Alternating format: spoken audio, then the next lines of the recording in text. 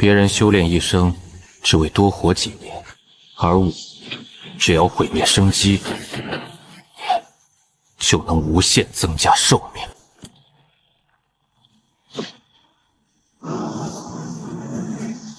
毁掉一株灵草，能增加1日寿元。毁灭的生机越强，我获得的寿元便越多。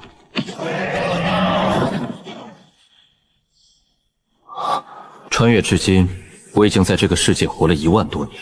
凡间最强的大层、10层修士，寿元也不过1万年，而我的寿元是他们的25倍。只要不被人杀死，我便能一直活下去。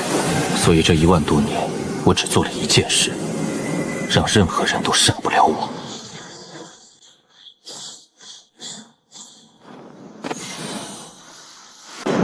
有人闯进来了，这股力量，仙人，只是路过。是此处没错，为何没人？他就是冲我来的。这股气息，上百个大层、10层也难伤他分毫，绝对是仙人。果然如此，就是奇怪了。我乃仙界仙人，奉命下凡，带所有大层、10层上仙界成仙。速速关掉阵法出来，随我前往仙界。见过仙人前辈，没想到他是来带我前往仙界的。晚辈在凡间还有不少事情未了，不知是否可以稍后再前往仙界。还有，我有一个兄弟也是大成10层，前辈是否可以先带他去仙界？不能完全信他，贸然离开恐有危险。凡间所有大层之人都会被带到仙界成仙，无人能例外。快些，我赶时间，否则休怪我破了这阵法。好，可否给晚辈一些时间收拾行囊？10息时间。安哥，我以为自己死定了，没想到仙界来人了。你小子真的命大。这些仙人们似乎来自不同势力，往后我们不会见不到了吧？只要都在仙界，就有机会见面。好了，回去。照顾好自己，你也是。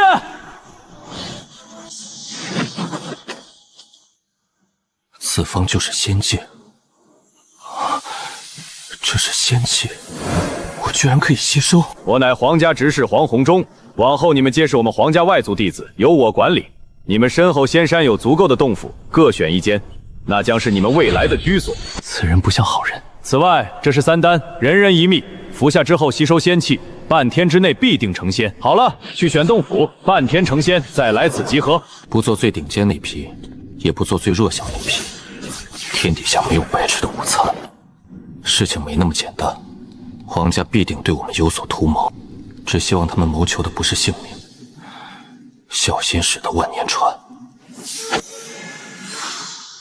果然如此，服下此丹之后，应该如那人所说，能半天成仙，但未来的生命也将掌控在皇家手中。此丹断不可吞服，若单纯吸收仙气，我能否半日成仙？正常修炼绝不可能半日成仙。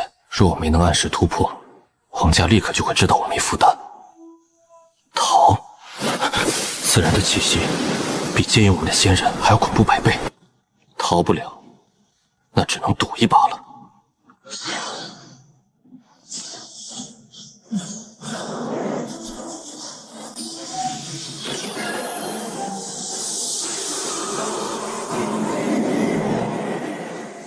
开始吧。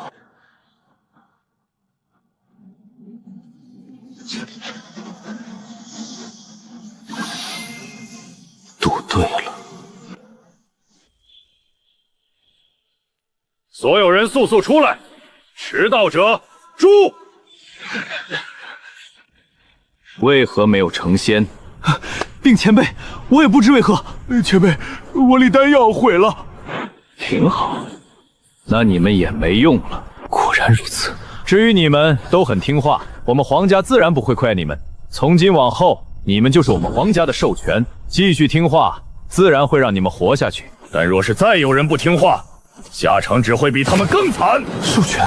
难道皇家图谋的是我们的寿元？仙人前辈，您所言极是，您让我们得以成仙，真是救命之恩。只是这授权究竟是何意？你这态度不错，我们皇家救了你们，你们的命便是皇家的，这点无可厚非吧？无可厚非。那你们的寿元也是皇家的，无异议吧？无异议。如今你们突破至星运境，寿元大增31000年，皇家收取你们3万年寿元，合理吧？至于收取方法，不久自会知晓。感情是跟割韭菜一个道理，可皇家要怎么收取寿元？我拥有如此多寿元，一旦暴露，必会被盯上。往后皇家会继续给你们提供各种修炼资源，每月1次，助你们突破修为。但你们每次突破后，皇家都会收取相应的寿元，只留你1000年。至于收取方法，不久自会知晓。感情是跟割韭菜一个道理，可皇家要怎么收取寿元？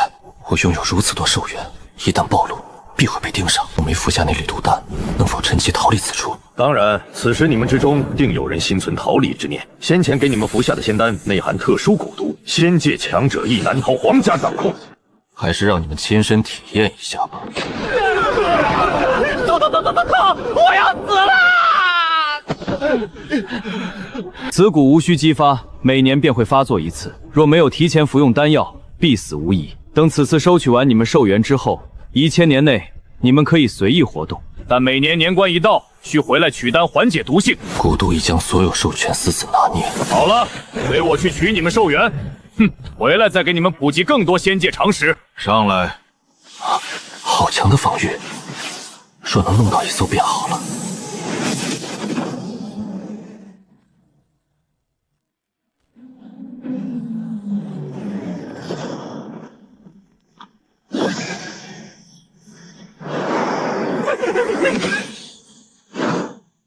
想逃的话，随意逃。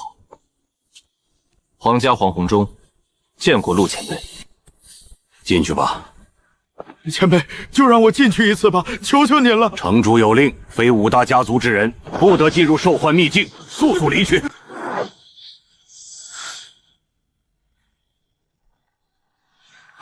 金字塔，竟与我前世见过的金字塔几乎一样。进去兽幻塔之后，会有一道声音问你们消耗多少寿元，你们每人只需要选择投入3万寿元，之后会有一样宝物出现在你们面前。我在此声明，3万寿元兑换的宝物等级会在一定范围，若我发现谁没有投入足够3万寿元，当场诛杀。投入多少寿元进行换宝？仙界宝物分类有法宝、仙器、仙宝、阵法，此为天地法则所化，蕴含无尽玄妙。修士修行便是参悟此中法则，以求超脱。世间修行境界便以此为基，划分9品，投入3万寿元，可换仙3品宝物；仙4品需8万寿元，仙5品18万。先投入3万寿元。这是仙3品上等仙剑，此剑比我见过所有的宝剑都要高级。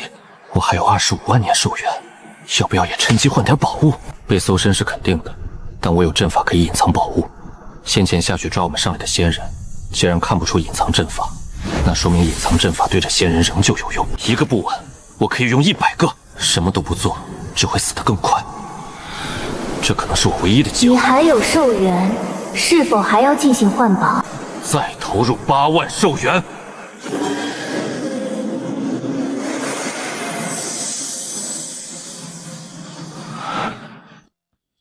先搞清仙界的境界和修炼方式。仙人境界亦有10重，分别是星运境、星辉境、月宵境、天眼境、玄光境、虚寂境、琉璃境、圣灵境、寰宇境、道圣境。每个大境界又分为10层修为。我如今已是星运境1层，而那黄洪中似乎是月宵境强者。配合丹药和仙石，这功法确实能让我迅速突破星荒境。这功法催生出的修为虚如泡沫，空有其表。也对，把我们当成韭菜，只想着赶紧割韭菜卖钱。哼，肯定要打点催生药剂。此功法不能修炼，我得想办法弄来正常的功法。仙1品上等法宝面具，戴上此面具，可收敛所有气息，让他人难以窥探修为。这东西也是直击我的心怕呀！仙4品上等仙剑，青红仙剑，需天眼境、玄光境强者方能发挥最强威力。现我只有星运境，路肤不好，不宜使用，没有足够修炼资源，甚至可以卖了换钱。仙四品绝等法宝，护空飞舟，飞行速度堪比玄光境强者，防御亦能抵御玄光境强者攻击。此宝正是我当下所需。眼下修为太低，高品武器用不上，保命法宝才是上策。仙四品绝等法宝储存金珠，这玩意也是好东西，甚至里面还能储存活物。还好我行事谨慎，而现在危险未除，我要赶紧未雨绸缪。在下次前往兽幻塔前，我需积攒更多兽元，才能得到更多保命的宝物，在仙界立足。没想到兽元在仙界如此重要，兽元在这里几乎等于钱。我如今对这盘龙城的了解实在太少，想要得到大量仙药也挺难的。贸然外出仍然一险，能不去便不去。早知如此，我定会在凡间存上几百万年寿元。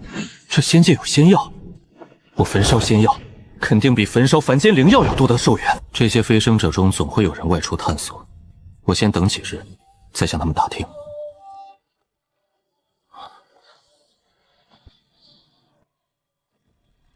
道友，有事？我并不认识他。道友，我名叫徐青莹，住在那边的洞府，与你是邻居，准备与一些相熟的道友一起组队，外出皇家，在城内探索一番。我正等着别人先去探索，他便找上门了。道友可愿同往？人多更安全。我们面临着困境，了解清楚环境情况，或许对解决这等困境有好处。我有事要忙，暂不宜外出。那不打扰道友了。道友且慢，我有建议。什么建议？你们打听城内消息时，可着重了解城内势力结构，有无可获取修炼资源的组织，比如各种商会，或有无凡间的炼丹工会、阵法师工会等。我们就是想打听这些消息。还有，如果可以的话，将这些信息记录下来，或许有人会用仙石来购买，你们也能赚到些许修炼资源。此建议甚好。对了，道友如何称呼？武慈人，武夫的武，仁慈的慈，仁慈的仁。好的，武道友，再会。在凡间有此人吗？这名字倒是陌生的起。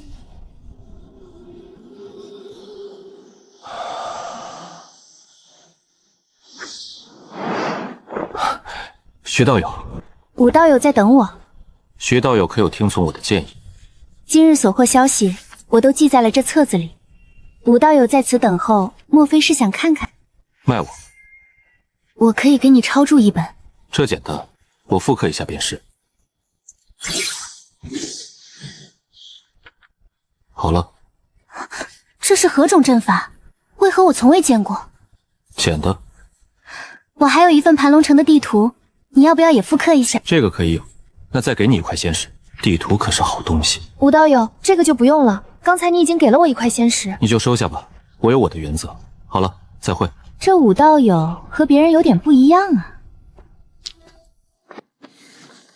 探索的如此详细，这皇家还挺有实力。买卖东西去聚宝斋便可，若能加入皇家，便可摆脱授权身份，成为真正的皇家族人。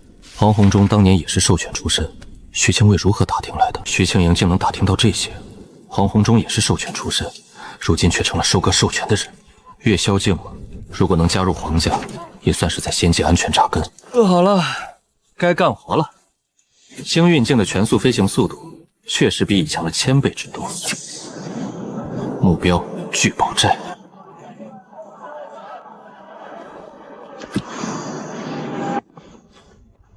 我要卖一把仙剑。什么品级？仙4品。贵客，里边请。原以为只是仙4品下等或中等，没想到竟是上等仙剑。这把剑市场价是多少？你说一个数。我知道你们聚宝斋的信誉有保障，若是价格合适，他日我有其他好东西，必定继续光顾。居然是这种级别的仙剑，我给你一个好价格，13万5千下等仙石，如何？少了。14万块下等仙石，再多实在无法给了。行，不过你不用急着给我仙石，我要在你们这里买点东西，这感情好。道友需要什么，我们聚宝斋应有尽有，功法、仙术、仙药等等皆有。你们这里适合玄光境修炼的功法，普遍需要多少仙石？看清价格，以后再与此人做生意便有底气。仙五品修炼功法原本需要多一些，但复刻一份的话，普遍5万仙石就行。行，我复刻一本。功法类型有哪些？我选选。还有，仙五品身法需要多少仙石？这个少点儿，2万仙石就行。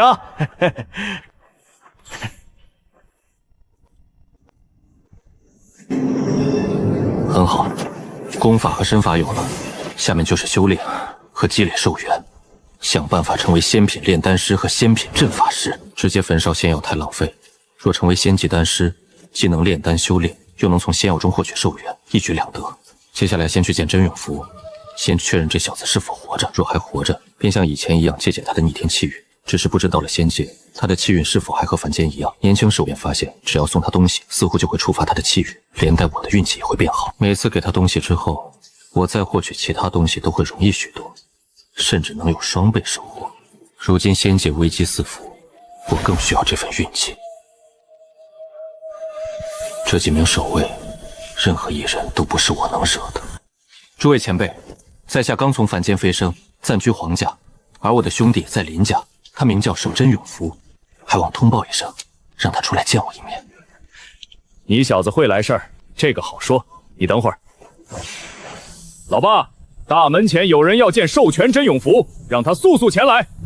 这玉简能隔空联系别人，倒像前世的手机。多谢前辈。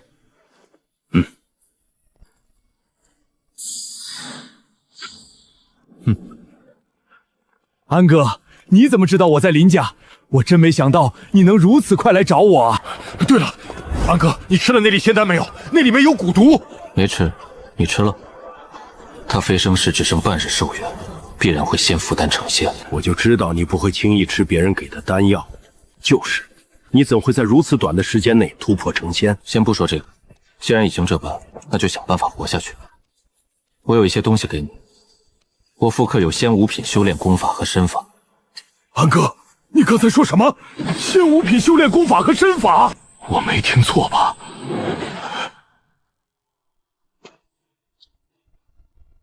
记住，千万别再修炼他们给的功法，而且你要藏好这些功法，不能给任何人看到。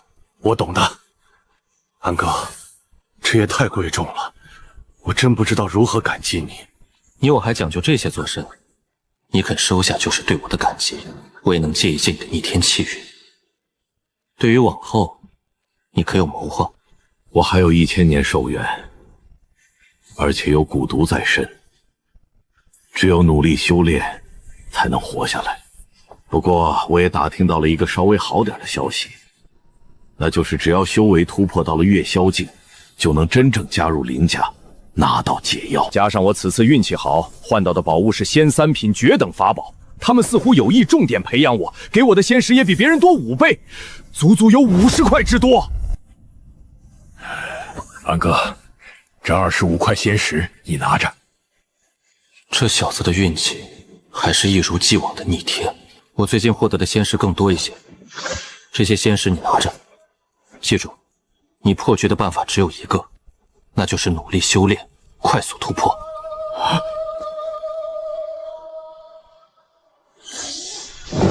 2万仙石，这如此多仙石，安哥，你，我还想着分一半给安哥，他反手就给了我2万仙石。速速收好，你收了，我之后获得仙石也会更容易。还有，随我前往一处。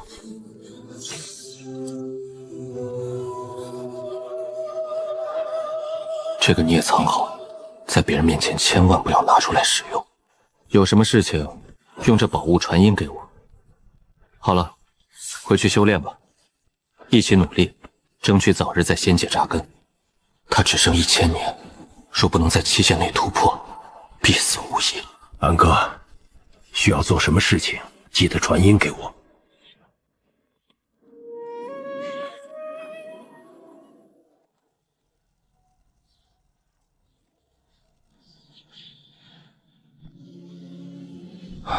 仙五品修炼功法确实厉害，1个月下来就要突破到星运境2层了。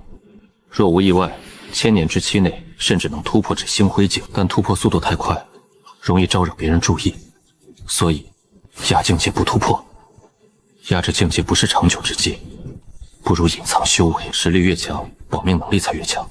倒是有一种1品仙丹，可以隐藏星域境修为，只要每天都吞服，就能让修为看起来一直是星域境1层。凡间丹药可用灵气炼制，仙丹却必须使用仙火。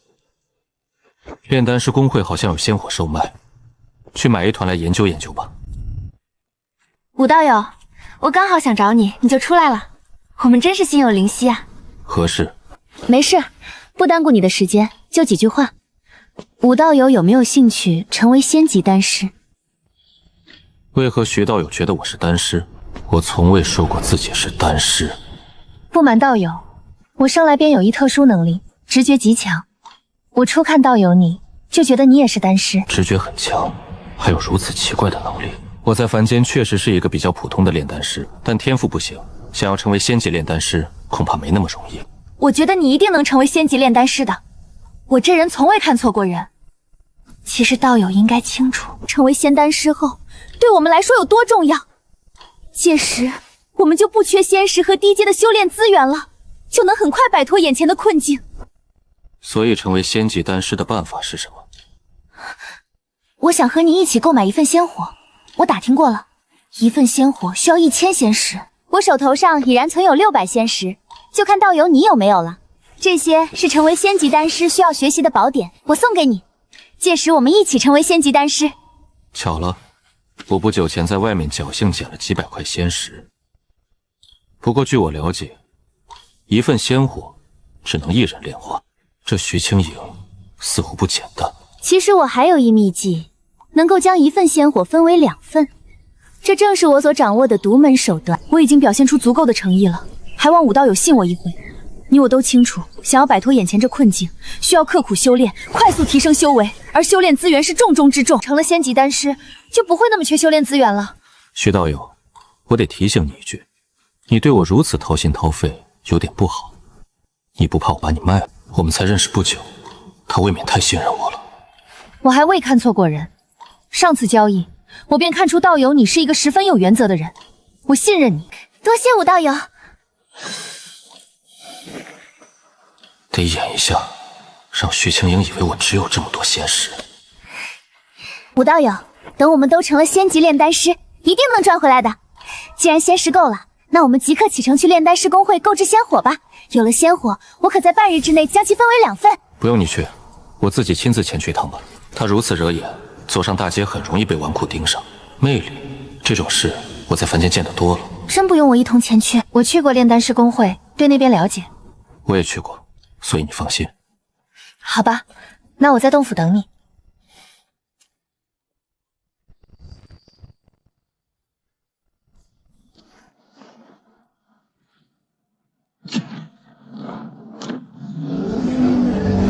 仙级阵法和凡级阵法的制作，确实如云泥之别。终于把最后一块阵势完工了。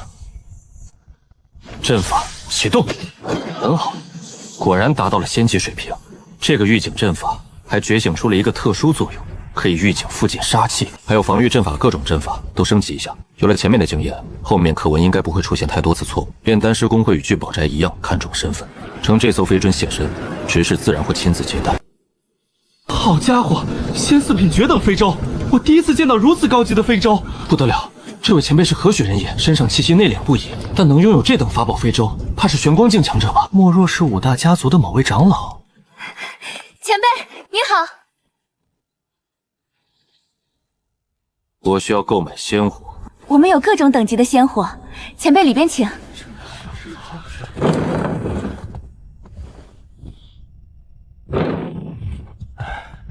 道友你好，我叫黄子胜，炼丹师公会的一名执事，很荣幸能招待你。你好。前辈您好，我叫黄欣然。这位是我族里的小妹，想在一旁观看学习，不影响此次合作。道友有此行前来，是有什么要买或者要卖，亦或者想与我们公会合作？合作果然要先摆足身份。若我以原本模样前来，皇子胜绝不会主动提这2个字。我最近收了一个徒弟，学习一品仙丹知识已经有1月，我准备让他正式成为炼丹师，需要一团一品仙火，再者就是不少的一品仙药。这位出行如此高调，本以为会谈大宗生意，没料到只是购买一品仙火及仙药。早知道就不来了，这顶多花个1、2千仙石，为这点仙石当佣人倒茶，真是令人无语。这样啊，一品仙火只需要1团的话，我们这里最好的仙火是2000仙元，普通些的仙火1000仙元。一品仙药则是应有尽有，道友需要多少？随便一点的仙火就行。至于仙药，以我这徒弟的天赋，怕是要尝试炼制不少一品仙丹才能入门。那隐修丹丹方里的仙药来100份，聚仙丹的仙药要100份。聚仙丹整个丹方只有2株一品仙药，所以100份只需要2000仙石。倒是隐修丹丹方几乎都是仙药，100份需要8000仙石，加起来那需要1万仙石。道友确定要购买如此多份仙药？等等，那再来多500份聚仙丹的仙药吧。多练些聚仙丹，以后便不用仙石修炼，效率也更高。没想到他竟然还加了500份聚仙丹的仙药，这也是一笔大生意。如此财力，不愧是玄光境强者。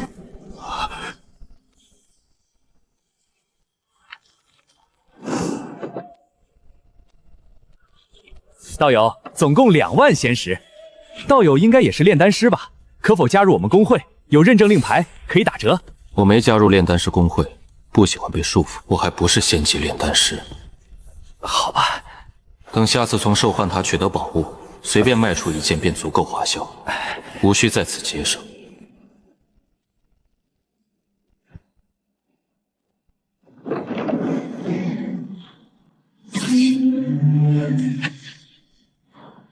坐进非洲，安全感便拉满了。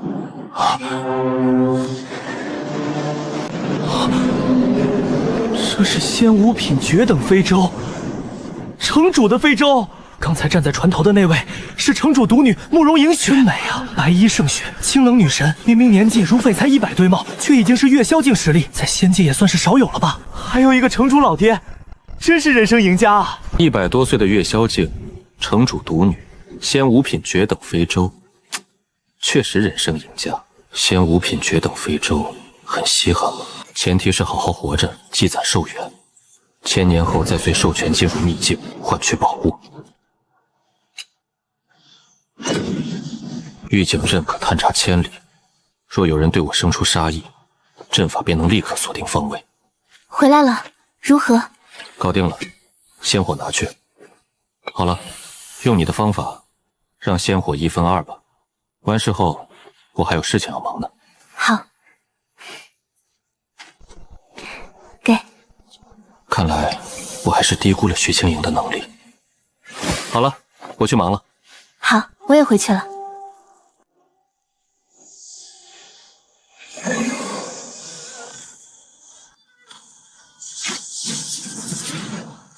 还真是霸道。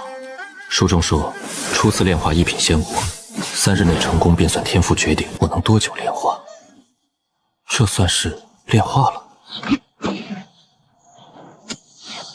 倒是好玩，实力不减当年，可以开始炼丹了。先看看一株仙药能换来多少寿元。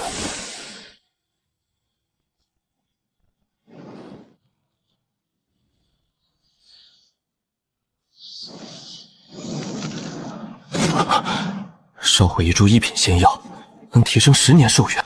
日后毁灭更强高阶仙药，得到的寿元只会更多。先试着炼出丹药，炼化只是第一步，凝丹才最难。开始吧。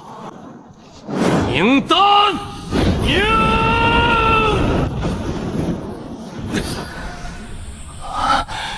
成了。然而，不是说星运境1层体内的仙气只够炼制1粒聚仙丹吗？为何我还有1半的仙气没用完？用了接近5个时辰，不愧是仙丹。相比在凡间炼制10品灵丹，我10多息便能随手炼制1粒。而且这粒聚灵丹好像不是1品下等仙丹，有2条半纹路，这是快要接近1品上等丹药。而且我的仙气也不算太过精纯，反正要炼制下一炉聚仙丹，需要补充仙气。吃了。等等，这就是1品中等聚仙丹吗？仙气蕴含量可比1品下等聚仙丹多了1倍。继续炼丹，让手法更加熟悉一些。这炼丹速度实在慢，不知有无方法能可加快速度。若是炼制灵丹，我能分心炼化灵药，淬炼药灵。普通火焰操控简单，不知仙火能否如此？有必要尝试一下。可以倒是可以，但太费神和消耗仙气了。不过，我可以突破试试。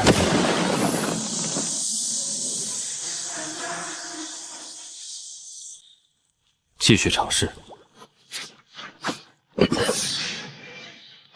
一品上等聚仙丹，成了。这一年我只出去过一趟，其余时间都在炼丹，总算把聚仙丹和隐修丹药材全部炼完，寿元也存了2万年。就是这1年多时间都在努力炼丹，修为提升不快。再闭关1年，借丹药突破星辉境，也顺便借借永福的气运。安哥，眼下修为还不算高，不久后我们继续闭关修炼，争取1年后突破到星辉境。你此次出门，可有人看到你的修为？没有，有人看到应该会很惊讶吧？我应该是林家所有兽权中修为最高之人。为谨慎起见，以后出门先服用这隐修丹，先观察旁人的境界，再取一个中间值隐藏，才不会引人目目。这丹药的气息好熟悉，这是安哥你炼制的？你成仙级炼丹师了！这粒丹的仙气蕴含量比普通聚仙丹浓郁4倍，有这些丹药，1年内定能突破星辉境。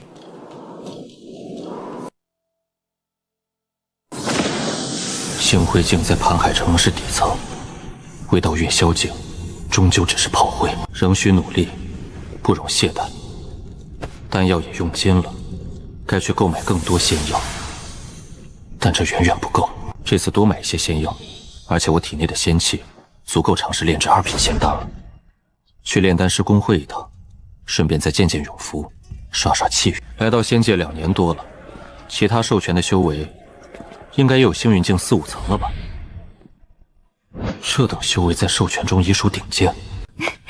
武道友，好久不见。武道友，有件事想与你商量，不知有没有空？我要去一趟炼丹师公会，有什么事儿，你说快点吧。我不想和这种级别美女多待，私下还好，在人多之处，宁可装作不认识她。巧了，我也正要去炼丹师公会。果然如我所料，武道友也成为1品仙级炼丹师了吗？若非他帮我买到仙火，我绝不会这么快成为仙级炼丹师，更不可能2年突破星运境7层。他此去公会，难道是要参加炼丹师考核？不能和他在外面同行。武道友，你是成了仙级炼丹师，想考核进入炼丹师公会？确实，加入炼丹师公会之后，能够享受一些优惠。我1年前就加入炼丹师公会了，对流程十分清楚。不必了，我忽然想到还要见位故友。刚才你说商量什么事？是这样的，我看武道友修为尚在星运境3层，是否缺仙石？我有一条快速赚取仙石的途径，猎杀仙兽，运气好1天可赚几百仙石，且不算危险。我们人数不少，还有星运境10层带队。他一直停在星域境，恐怕也和其他兽一样缺少资源。莫非当初他帮我筹仙石购买仙火，才导致如今缺少资源？仙兽、杀人灭兽和摧毁草木都能增寿元，其中灭杀妖兽最快，仙兽应该也不例外。凡间之中，同境界的妖兽，其生机往往较人类高出10倍。若仙兽亦是如此，那灭杀仙兽提升寿元，其也不错。你们已经去猎兽过了吗？具体路线可否安全？具体人数有多少？我们已经去猎兽过了，至于人数，加上我，共有10人。我们只在1品仙兽活动区域猎杀，遇险几率不大。人多便能退居后方，保命更容易，可以试试。若猎杀仙兽也能获得大量寿元，我便又多了一条生路。3日后，一共外出3日。好，届时在此处会合。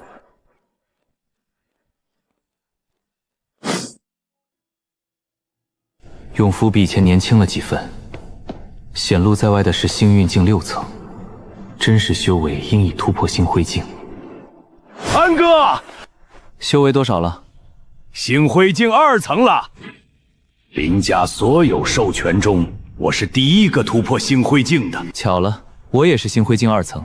丹药吃完没有？哈哈哈，不出意外，我们的修为应是所有授权中最高的。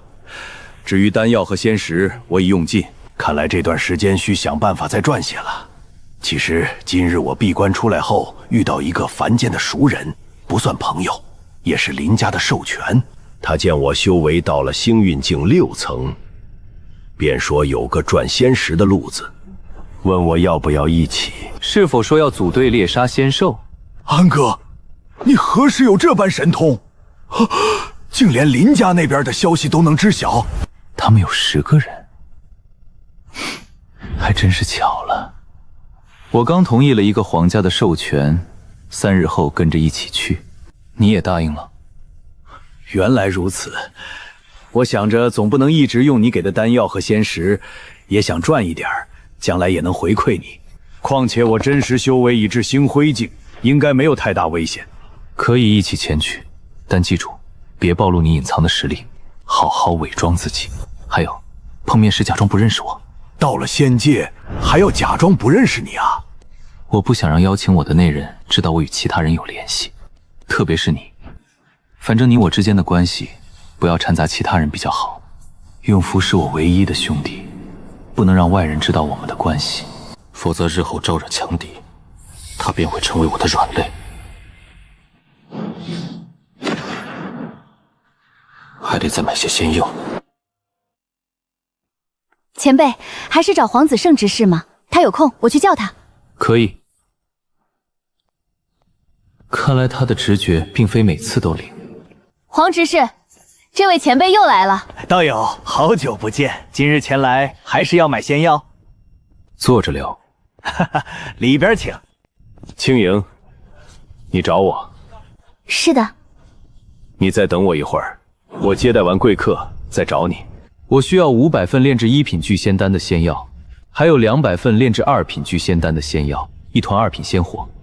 这次尝试是炼制2品仙丹。2品聚仙丹需要用到2株2品仙药，5株1品仙药，还有不少灵药，1份得200仙石，加上1品聚仙丹的仙药，所有加起来一共3万仙石。正好还剩3万多仙石。出手如此爽快，不愧是玄光境强者，又是一笔大生意。我这就让人给道友准备。黄大哥，那位是谁？一位神秘的玄光境强者，已在我这里购买了5万仙石的仙药，看来往后还会常来光顾。玄光境强者，5万仙石，这位前辈究竟是何人？我何时才能拥有这么多仙石？来到仙界后，我还从未见过玄光境强者。他是来自哪个家族？我也猜不透。他戴着面具，似乎还吞服了隐修丹，刻意隐藏身份。但可以肯定的是，他的实力与身份皆不凡。我多次猜测此人的身份，却始终无法确定。这样啊。你找我可是有事？黄大哥，我想咨询你一些2品仙级炼丹师的问题，当然不白白问你，我可以给你些仙石。你有任何问题直接问便是。以你的天资，迟早能加入我们黄家，大家同族一脉，不必见外。以他的天赋，将来甚至可能成为皇家天骄。那多谢黄大哥了。你这是提前为成为2品仙级炼丹师做准备了？是的，提前学习，等我的修为一到星辉境，就尝试考核成仙2品仙级炼丹师。哈哈，你这炼丹天赋惊艳到我了，而且还如此有上进心。若是我那表妹有你这上进心一半，我就心满意足了。2品聚仙丹与1品丹药相近，只是多炼化几株仙药，流程更加复杂。哟，跟永福那小子待了一会儿，运气确实很好，第一粒就出了绝等丹药。亲手炼过之后，也没觉得像2品丹药有多难。按着丹方顺势便炼成了，只是耗费的时间更长。1株2品仙药能提升20年寿元，很不错。就是炼制时间也久，一边修炼一边炼丹，怕是也要1年才能炼完所有丹药。没事，有的是时间。直接出发。是的，他们已在城门前等候，我们需赶去会合。此行要前往盘城之万里的一处神秘森林，那里才有仙兽出没。好，走吧。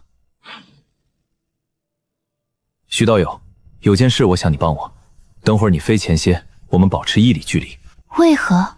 我这人有个怪癖，就是在有其他人的时候，很怕和漂亮的女人接触。若是道友你真的念在上次仙火之情，想感谢我，那此次帮我一个忙，那就是等会儿在有人的地方，你我保持距离，最好是假装不是很熟。这是什么怪体？好的，那我尽量尝试。好的，多谢徐道友了。此人也是凡间来的兽权，我和甄永福耗费大量资源才突破星辉境，此人若没有同等资源，天赋定然不低。青莹，迟到1个时辰了。不好意思，发生了一些事情，让诸位久等了。毕武武慈人，皇家授权。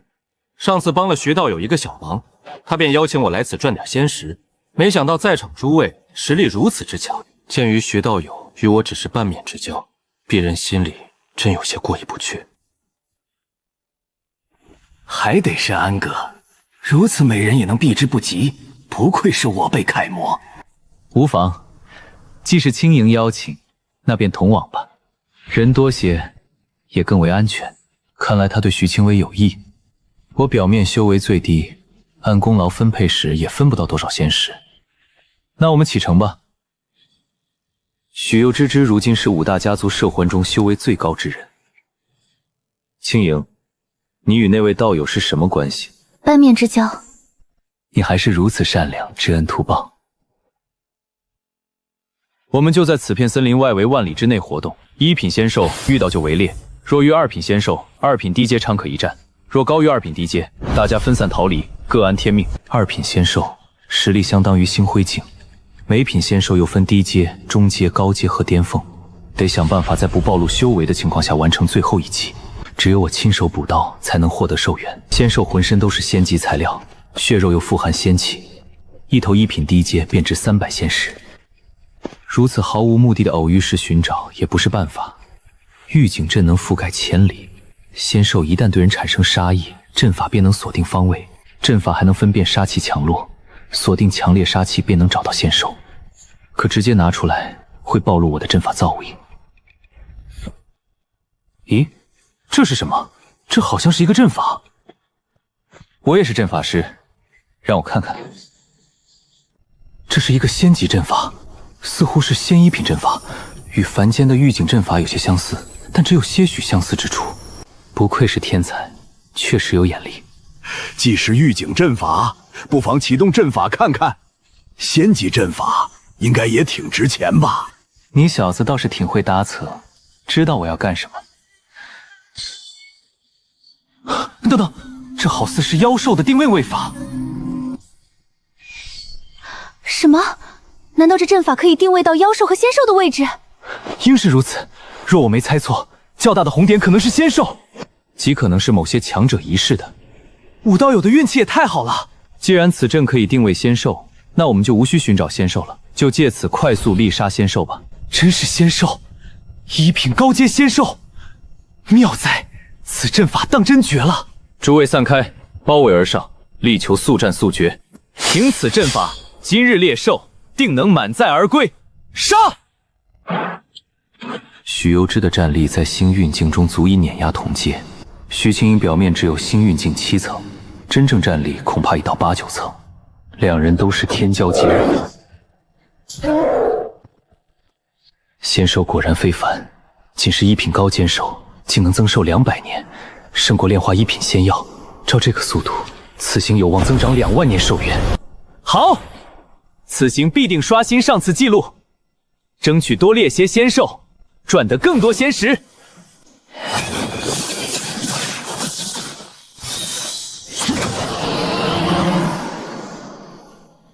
又到手200年寿元。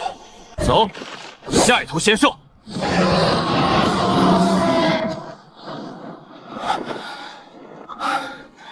第120头了。同境界仙兽的实力远胜普通仙人。阵法显示，这方圆千里内已无一品仙兽。如需继续猎杀，必须深入森林深处，而继续深入，遇到2品仙兽的概率会很大。我看看，这座御景阵经我改造，即使升为仙级，内部结构也与寻常阵法不同，不能让人钻研出阵法的特殊之处。拿出来时，我便决定用完即毁。确实没有了，但我看诸位都累了，不妨就此结束吧。此次猎兽收获不少了，2日下来，我的兽源增长了2万年，收获已经足够。谨慎起见，该回城了。还是没有，那回去吧。我估算，这些仙兽尸体可换得数万仙石，我等12人分配，每人皆能得几千仙石。回城！这是怎么回事？毁了！该死！究竟发生了什么？安哥，还得是你啊！怎会如此？我还着下次继续大赚一笔呀！道友，莫要沮丧，我等也算是大赚了一笔，不算亏了。可惜了，唉，我也是最近才发现阵法还能这样用。好了，回去吧。道友，这阵法你还要吗？那好，我带回去研究研究。走吧。那个方向似乎有高阶仙兽与强者战斗，隔着如此之远，我都觉得浑身发寒。不知是何等级别的仙兽。不管了，赶紧走吧，我怕被波及。走。不好，好像是5品以上的仙兽正往我们这边飞来。5品仙兽，实力相当于玄光境强者。大家分散逃，盘龙城外集合。众人跟在身旁，我无法施展其他手段。诸位保重。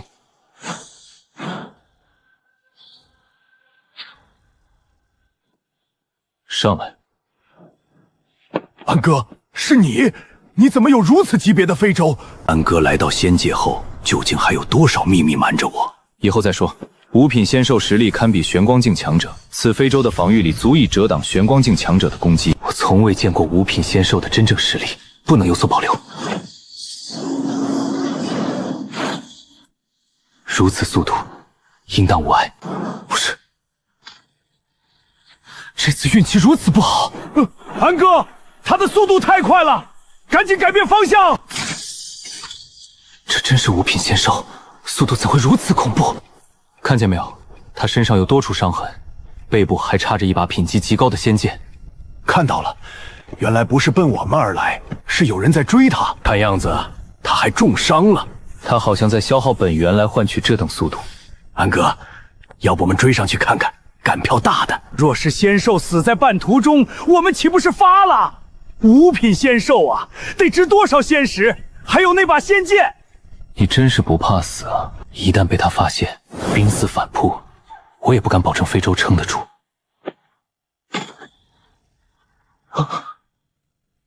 他这是死了？不会运气这么好吧？安哥，此非洲不是能防御玄光境强者的攻击吗？我们去看看，若真死了，这便宜捡大了。别急，未有十足把握，不可贸然行动。我先布置探查阵法。那需要多久？有人在追杀此仙兽，怕是会赶来。很快。这头5品仙兽实力堪比玄光境10层。安哥，他好像真的要死了。确实像是将死之兽，但我们不能贸然靠近，他极有可能在临死前拉人电报。濒死反扑的情况我见得多了，后方还可能有强者追来，不能耽搁太久，还是补刀吧。补刀成功，我还能增加寿元。我驱使非洲靠近他半里范围，我们2人远远发动攻击，千万不能出非洲之外。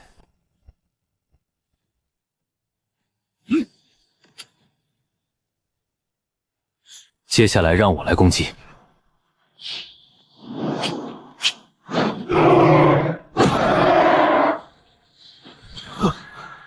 灭杀一头5品高仙兽，居然增长了10万年寿元，好家伙，赚大发了！他死了？死了。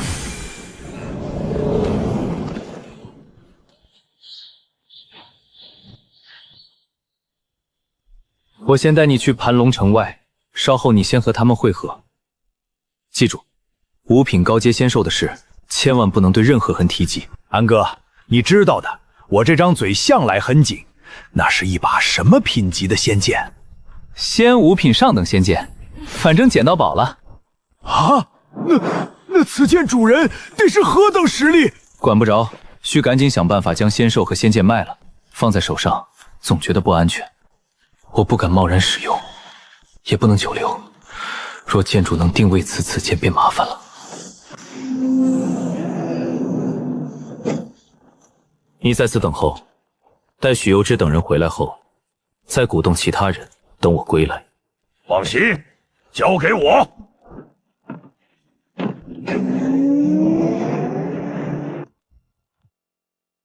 还真没想到你们总管会被调去其他大城。此次空出的总管位置，所有执事都恨不得爬上去吧？你有无希望？我们会长确实说总管人选从所有职人中选1人，但后面也补充了一句话。想要当上总管，需要做一件事，也是这句话，便已经断送了9成9的执事的念头。何事？会长不久前得知，城主女儿已经加入仙剑宗，并且还被仙剑宗的长老收为真传弟子，2年后即将前往仙剑宗。城主会举行一场宴会。你也清楚仙剑宗在仙界的地位，哪怕是我们会长他老人家也想攀上关系，所以他想给城主女儿准备一份礼物，一把仙5品中等以上的仙剑。当总管的条件是让你们送上一把这种级别的仙剑，这代价太大了吧？非也，只需我们设法收购一把这等级别的仙剑即可。但你也明白，拥有这等仙剑之人不可能轻易出手，除非关系极好，故此所有执事中也只有1、2个有此关系罢了。我在盘龙城虽有些地位，却与5大家族顶层人物没有深交，那确实难办。不说这些了，继续喝茶吧。刘执事，您上次让我留意的那位贵客又来找您了。贵客？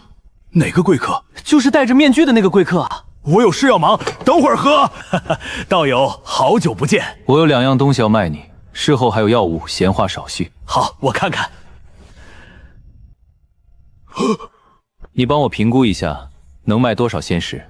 道友，这里面的东西都卖？5品高端仙兽，我一直低估了此人的实力。没错，都卖。你我也算是相识一场了，给我一个公道价格就行。从今往后，道友就是我刘不得最尊敬的贵客。我算了一下。我最多能给你60万下等仙石，因为这是我的权限最高规格。如果你想要多一些，我也可以即刻去请示会长，看看他老人家还能给多少。竟如此值钱，60万仙石便可。你这人实诚，我认你这个朋友。速度快些，我有要事在身。朋友？别说朋友，你叫我儿子，我也得应一声。好，给我实习时间，马上回来。这是60万仙石，还有这块传音字简。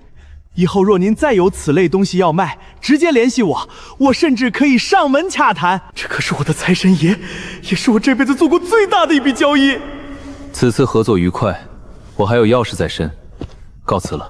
对了，此次交易，你若真把我当朋友，切记别跟任何人提及我的信息，否则下次合作，我就另选他人了。明白，绝不泄露。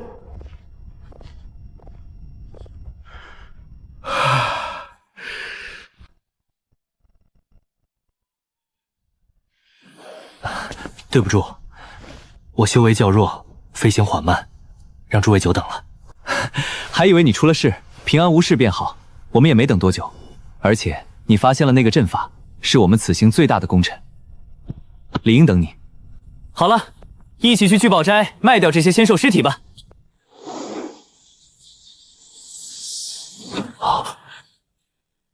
你们从那片森林回来？禀前辈，我们刚才在那边猎杀仙兽，突然听到强大仙兽的吼声，便匆忙离开。即使我是林家兽犬，在皇家少主面前也与蝼蚁无异。他真敢随手杀我！你们中可有人见过那头仙兽？没见着。查一下他们的储物袋。把身上所有的储物袋拿出来。少主，此人储物袋内有120头一品仙兽。前辈，这些是我们猎兽多日的成果，都是一品仙兽。仔细检查它们是否私藏了储物袋。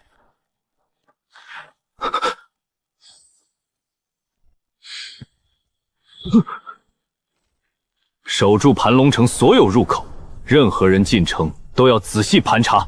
自从发现毁灭生机能增长寿元后，我对生机久也敏感。那2个同伴的生机已经消失了。这就杀了？还好我没有偷藏储物袋，如此蛮横，至于吗？都不把人命当命啊！诸位莫要再多言，小心惹来横祸。仙界比凡间更加凶险，在强者面前，我们连蝼蚁都不如。实力才是活下去的根本。我们好好埋葬他们吧。诸位妙将今日之事传扬出去。好了，我们回去吧。我以前只听闻皇家少主凶名，今日一见，果然是个凶神。能提出授权培养计划的人，能是什么善人？授权培养和他有关？他是盘龙城中第一个提议封印盘龙城附近的凡间培养授权的人。皇家之所以能有如今5大家族中排名第1的成就，也算和他有关。该死！原来是这混蛋！这皇家少主天赋卓绝，5万年不到便有玄光境实力，听说还与城主之女有婚约，真是人生赢家。以他那身份地位，怕是很快就能发现聚宝斋收购了1头5品仙兽一事。也不知那刘古石会不会把我卖了。谨慎起见，短时间内最好不要戴着面具出现在人们面前。我得多留意外面的消息。我大致评估了一下，这些仙兽尸体大概值2万仙石。这人想坑我们。臣指示，这内藏100头一品仙兽，其中7坛为一品高端仙兽，依市价而论，至少可值4万仙石。臣指使是天眼镜，也是聚宝斋排名靠前的指示。我们聚宝斋的定价就是市价，现今仙兽普遍都是这个价格，而且我总觉得你们的仙兽来历不明，我们这是冒着风险收购。那我们不卖了。不卖，我很明确告诉你们，盘龙城内唯有我们聚宝斋能收此批仙兽尸体，若今时不卖，他日可就更不是这个价格了。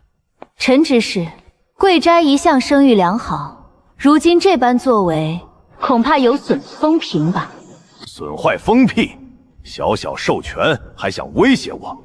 我也不你们废话。今日若是不把这些仙兽尸体卖给我，你们这些授权身怀100头来历不明的一品仙兽尸体一事，可要在盘龙城里传开。届时本职这儿倒要看看，是我们风评受损，还是你们的东西受损？消息一旦传开，必会引来记忆，这已经是在拿性命威胁我们。若只是被坑，我懒出手，可现在已威胁到我的性命。灵动大哥，我与同伴狩猎了一些仙兽，带着仙兽尸体前来聚宝斋，但遇到了一些麻烦。林动是林家长老的养子，是哪位执事？陈执事。陈执事在吗？请看在我与我父亲的面子上，可否不要与他们一般计较？我跟你养父关系也就一般，当然可以给你们一个面子，多给他们5000仙石。行，多谢了。有志，我只能帮你到这里了。好的，多谢灵动大哥了。25000仙石仍比市价低了不少。陈执事，看在灵动大哥的面子，可否当作我们没来过？哼，真是不知好歹！林动算什么？即便他父亲在此，都得喊我一声陈老哥。太欺负人了。如果解决不了，我们也只能吃下这个亏了。实在不行，我们就将事情闹大。我们来自各方家族，离开此处，他可没那么容易找到我们。是的，我觉得不能忍气吞声了。经历此事，我对这些所谓大人物已没有半点好印象。你们谁是许攸之？有何事？小友是许攸之，正是。你们这是要卖仙兽尸体，可否给我看看？我给你们一个好价格。刘不得，你什么意思？陈武天，小辈你也欺负，你好意思吗你？这些年真是活狗身上去了。若是以前，我自然不好得罪陈武天，但现在不同了。我刚得到会长钦定，成了总管，一个小小的陈武天还想造反不成？好胆！我倒要看看谁给了你如此胆量，敢如此跟我说话。莫非是林动或林动的父亲把刘不得叫来的？刘不得恐怕不是许攸之叫来的，而是安哥。陈武天，你好奇是谁赋予我这份胆量？那我便让你见识一二。这令牌为何在你手里？这一切都多亏了那位贵客，但是为了报答，此事我也必须办妥。小友，让我看看你们的仙兽尸体吧。对了，话说你是哪家的兽权？我是林家的兽权。想不到你们能够猎杀如此多一品仙兽，我可以出价45000下等仙石收购，你看可否满意？没料到他们竟有如此多一品仙兽尸体，这又是一笔不小的生意。那位贵客真是我的财神爷，多谢了。日后若再有仙兽尸体，尽可直接来找我，我必为你们提供一个优厚的价格。好的，若有仙兽尸体，定会找您。还有陈武天，你此举有损聚宝斋的名声，速向小友们道歉，否则休怪我向会长告发，没了执事身份，你可就遭老罪了。你别过分了，我还能做得更加过分，你要试试。先前失礼了，没事。滚吧！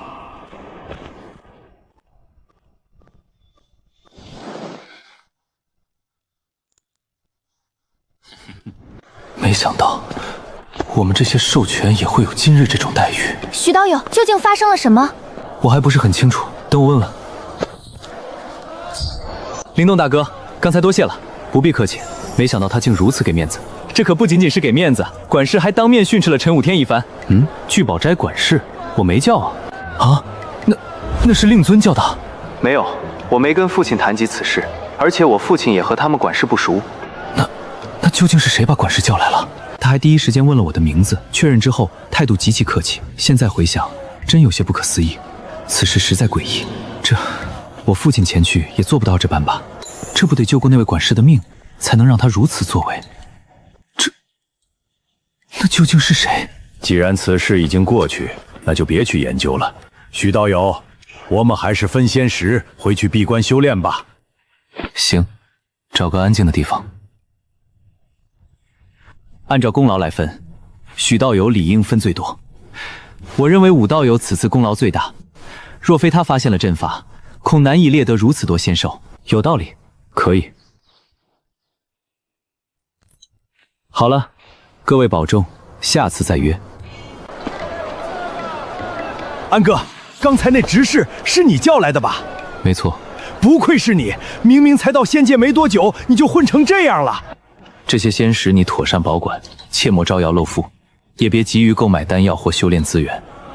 现今我们的处境很危险，需要谨慎一些。安哥，这太多了，我不能收啊！那头仙兽与仙剑是你我一同发现，甚至我怀疑是借了你的气运才遇到那重伤的仙兽。你就收好吧，争取继续突破到更高的境界。而且你不是常说服同享有难同当，若没有永福在旁，那头五品仙兽绝不会恰好倒在面前。这小子的气运确实逆天。安哥，多谢了。又说这话。好了，你回去吧，我得再去炼丹师公会一趟，买些仙药。此次回去后，争取再闭关一段时间。事情办好了？办好了，也让陈武天给小友道歉了。还有，那小友离开不久，我们宝宝斋来了几个不速之客。皇家少主，他来问询我们有没有收购5品仙兽和5品上等仙剑。这皇家少主效率倒是挺快，所以你是否把我卖了？当然没有，他先找到会长，会长才找了我。他质问我时，我可是谨记你对我的嘱书，所以糊弄了一个玄光境强者的模样给他。此刻他还在会长室里，我腾出手来，便第一时间给你传音。做得不错，日后若有好货，定再与你合作。承个恩宠，他日我们可以在外面合作，我提前带足仙石去找你。他日合作所涉及仙石，怕是要达100万。哈哈哈，我已经是聚宝斋的总管，预支100万仙石不在话下。当然，能当上总管，可真是仰仗了您了。若没有您卖我那偏见，我也当不上总管。好，下次联系。不能排除皇家少主已在打听我。买齐仙药后便隐藏身份，闭关避避风头。道友，今日再度光临，又需要买仙药吗？炼制2品聚仙丹的仙药，来2000份。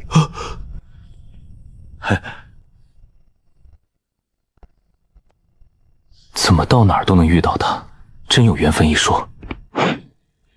黄大哥，这位前辈又来了吗？正是，下次见不知是何时，真希望每日都能见一次啊。这次他又花费了多少仙石？20万仙石，真好奇这位的身份，真的太有钱了。你有事找我？20万仙石，我们辛苦猎兽每人才分4000多仙银，他出手却是20万。那就闭关2年吧。我如今的寿元已经存有22万年，炼制完所有仙药后，我的寿元应该也能到40万年左右。要是修为再突破到月宵境，又能再多10万年寿元，50天寿元足够我在兽幻塔里好好挥霍一番。那真要等1000年后再跟着大部分人去兽幻塔吗？还是提前去一趟？兴许此次闭关结束，兽权中便会有人突破星婚境。徐青莹已有星运境7层，又刚赚了几千仙石，2年内应当能突破星辉境。再看吧，突破到星荒境的人数足够多的话，倒是可以跟着去一趟，也不容易被盯上。人数少就多忍几年。开始吧。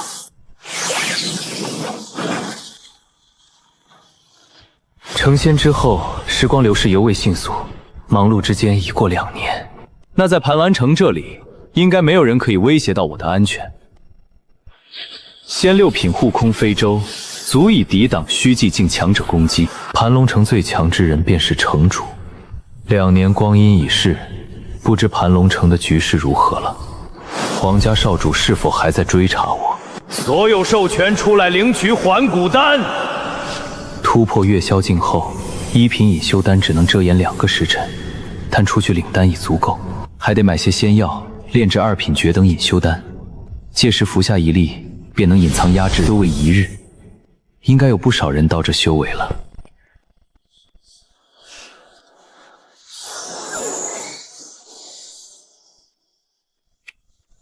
还有一事，城主府将在1个月后举行盛宴，宴请5大家族，家主体恤你们授权，将带领突破至星婚境之人前往。最后1个月，若欲增长见识，可多加修炼，这对你们而言亦是机场机缘。我们授权也可随行，此行需要我们做何事？不清楚。但你有没有听说，今日清晨时分，林家那边传出来一道消息，说他们林家的授权中出现了一个超级妖孽。超级妖孽？谁？也是授权？名叫真永福，才入仙界不到5年，竟已突破至月宵境。好兄弟，你怎么不小心暴露了？林家极有可能在昨夜便发现永福已是月宵境。难道是昨夜林家发放了还骨丹，而永福却忘了服用隐修丹，就贸然出门取药？不应该，他这人也不傻。平日里大大咧咧就算了，关键时候不会如此。那一定是吞服隐修丹后出了问题。是否因为某事使他外出1个时辰，而未能及时服用隐修丹，致使修为未能掩盖？这种可能性极大。身为授权身份，竟有如此修炼速度，定然震动林家，甚至整个盘红城。永福这下子算是出名了，我这好兄弟想低调也低调不了了，免不了被搜身。被盘问功法与仙石的来源，应该不会把我供出来。不出意外，永福会编造一个强者的形象，说这些东西是神秘强者所给。永福暴露修为已过去半日，却一直没有传音给我。看来我的猜测没错，要不要传音过去试试？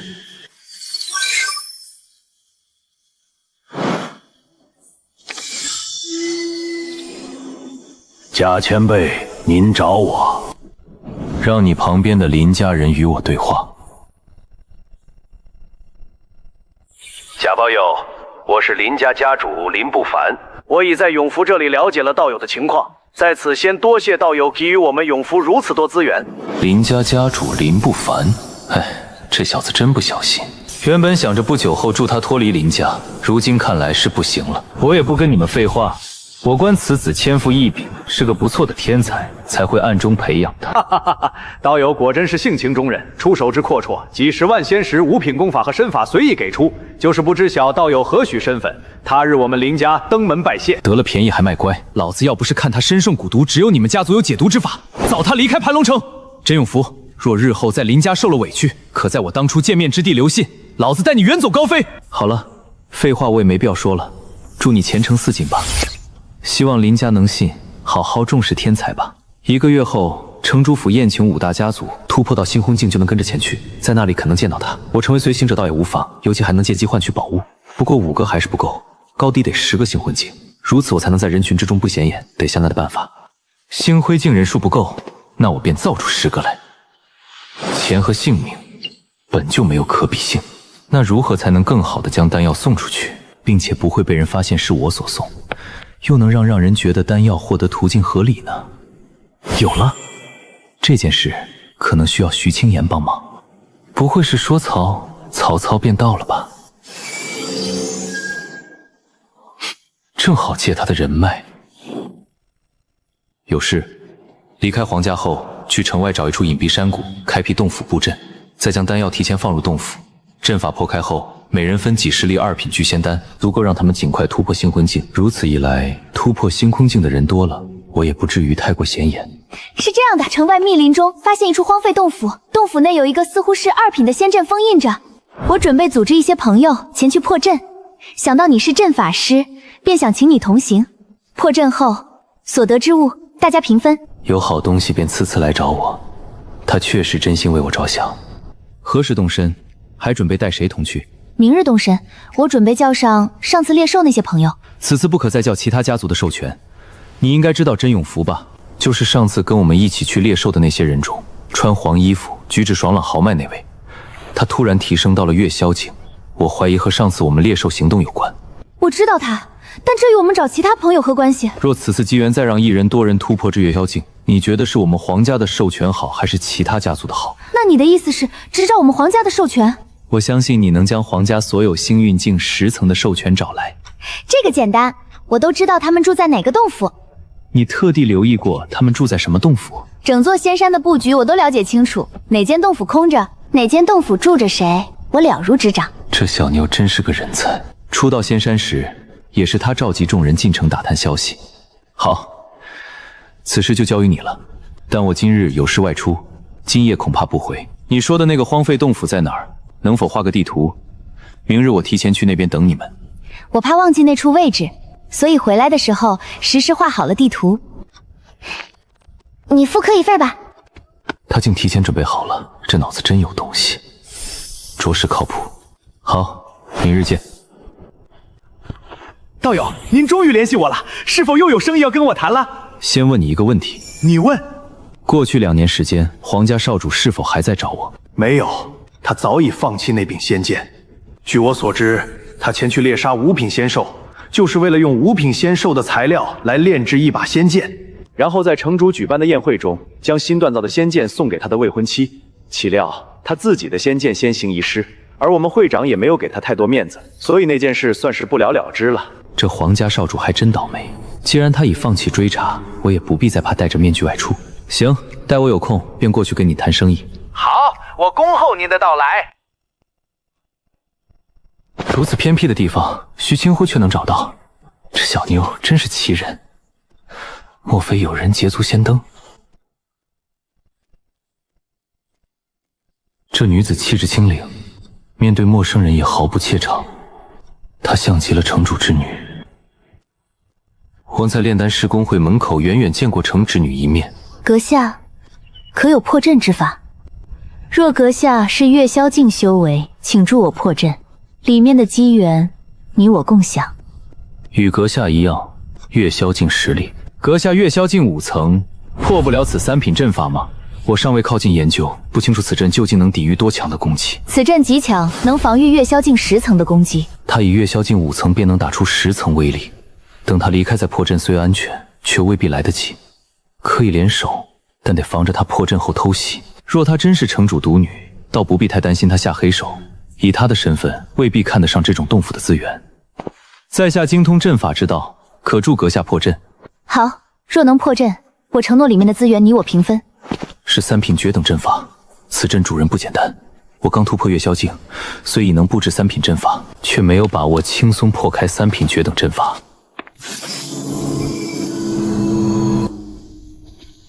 阁下可再试一次全力攻击。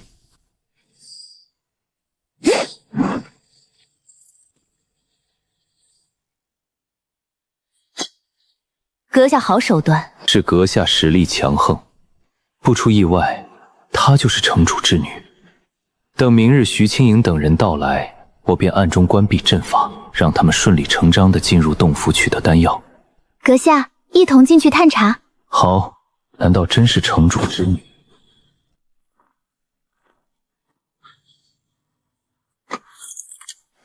这洞府的主人是女子。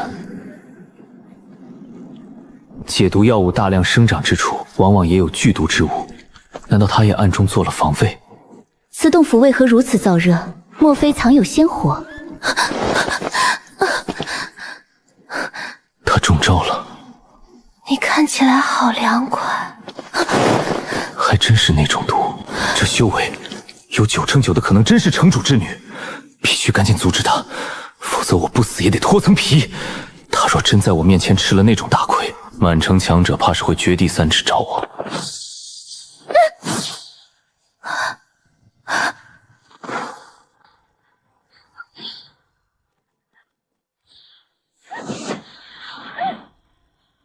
放出去！你解毒成功了？是的，多谢阁下了。刚才吓死我了，还好我与你保持了绝对距离，否则我就吃大亏了。不清楚他是否记得方才之事，还是赶紧说清过，免得被当成占便宜。这女子若真是城主之女，我更要敬而远之。她身份尊贵，天赋绝顶，未封夫黄轩宇又是杀人不眨眼的狠人，招惹不得。是我大意了，里面得到的资源，我可以多分阁下一些，以表谢意。进去前记得好好防范一番。好，此人救了我，还始终礼，倒值得信任。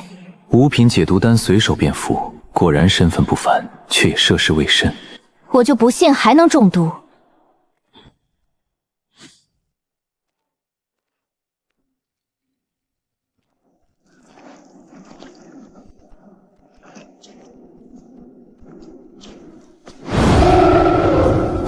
退！3品高阶仙兽，半步4品下阶。这股气息，恐怕就是洞府毒子的来源，能让人迅速陷入痴狂。好强，实力已经超过了月宵境10层之人了。阁下来帮帮我啊！你撑会儿，我布阵，我就赌你是城主之女。你还没成吗？他至今都没怀疑我在骗他。快了，你再撑半炷香。不是，我撑不住，不好！回去被爹发现这保命玉牌又少一次使用次数，肯定又得说我孽畜，受死！这头仙兽已接近4品，杀了应能增长2万年左右的寿元，不能浪费。我的寿印积攒到52万年，在前往兽幻塔之前，我应能积攒到60万寿元。幸亏你有底牌，否则以我的布阵速度，恐怕我们死了都没布置出来。没事，你先前也救了我。那这仙兽尸体你要分吗？不必了，给你吧。我们继续探查洞府，看看里面是否还有其他珍宝。保命机会已经用掉，不能空手而归，至少要带走一样好东西。有储物剑，这本剑法没有标明品阶，这上面写着天赋越高者修炼之后剑法等级越高，最低先4品下等，最高可至先6品绝等。阁下打算如何分配这些资源？我只要这本剑法原本，你可以抄录一本，至于其他所有东西都给你，如何？可以，这便宜占大了。这阵法……行了，我告辞了。对了，忘记问怎么称呼了。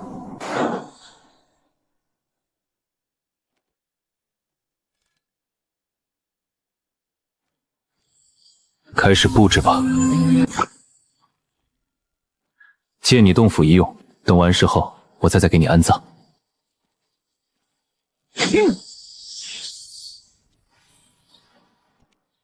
好，搞定。既答应了刘不得，便不能爽约。道友，2年不见，你怎么发福了不少少？当上总管后太滋润。刘不得原是天眼境10层，如今竟突破到了玄光境1层，以跻身盘海城顶尖强者之列。还是道友的功劳啊！要不是您之前卖给我那把仙5品上等仙剑，我也难以取得如此成就。这次道友又有什么宝物出售，我定会您一个好价格。你看看吧。道友，前面3样物品，仙兽和仙4品下等仙剑，我能给10万仙石。这本5品修炼功法师原本可以给10万仙石。至于这1品阵法，道友您是不小心放入了里面吗？你仔细看看，这种阵法我从未见过。咦，这里面复刻了一本书籍，这剑法，你觉得大概值多少仙石？能卖多少便卖多少，所得仙石全部买身仙药，直接摧毁。赶在前往肉兽幻塔前尽快击斩兽元。我可能需要问问会长。行，你问。我们会长想亲眼查看一番，道友你是否需要回避，还是见见我们会长？其实我们会长一直想见见道友。聚宝斋会长何景明是玄光境10层强者，迟早都要见。以刘不得的身份不敢出价，见见何景明也好。我的修为已经隐藏，他也猜不透我的实力。何会长，久仰久仰。道友无需多礼，我们坐下谈。会长，好，我看看。道友，这剑法不容小况，而且这复刻之术乃是我生生首次见识。这阵法也一并出售给我们？自然一并出售。我也需提醒2位，这虽为1品阵法，但里面也算是内有乾坤。若强行拆解分析，难度会骤增，甚至可能自爆。我大致明白了。我大致评估了一番，此剑法严格意义而是一本复刻版，可以给价50万块下等仙石。不过此复刻方法几乎将原版完全再现，我们商会可以给道友70万仙石，你觉得如何？我原以为能卖40-50万仙石，70万已远超预估，哪有不要的道理？会长大气，那我便不客气了。加上其他3样物品，总共是90万块仙石。我刚好带足了仙石，道友数数。我其实想要购买一些高阶仙药，最好是5-6品的仙药，不知聚宝是否有售？可惜低阶仙药我们聚宝斋有，但5-6品仙药暂时无货。若道友需要，我们可以从总部或其他城市调来。那可惜了，我只能再去一趟炼丹师公会了。若道友不愿再走这一趟，让炼丹师公会会长那糟老头子前来一趟。何会长与炼丹师公会会长关系不错，老夫人脉较广，与不少人关系不错。那会长岂不是能助我争取些许优惠？道友与我也算是朋友关系了，自然会给道友争取争取。他这是想与我结交，那便再见一见。那劳烦道友了。老公，前来南头茶楼，我有一笔大生意要与你商议。老公，你所称的大生意，想必确实不凡。自然是大生意，你与这位道友谈谈吧。道友是要与我做生意？我曾听子胜那小子提起过道友。龚会长久仰大名，无需这些礼节。道友此次是要买丹药，还是继续买仙药？高阶仙药，5品、6品仙药，100万仙石，全部用来买5-6品仙药。不愧是你说的大生意。我们公会有不少5品仙药，但6品仙药暂时缺货，需从其他城市调来。若全部用作购买5品仙药，此笔仙石可买50株。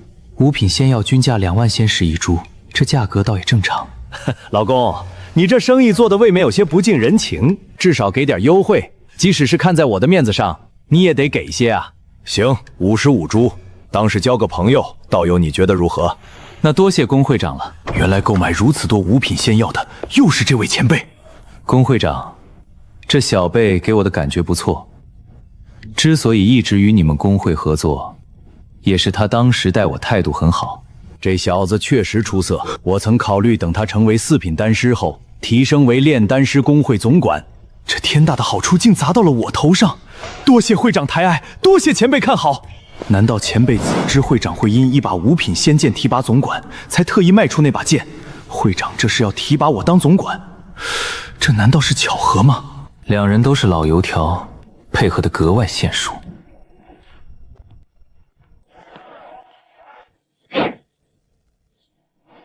老公，你如何看待这位道友？猜不透，购买如此多五品仙药，却没有严格要求仙药种类，不像是炼丹。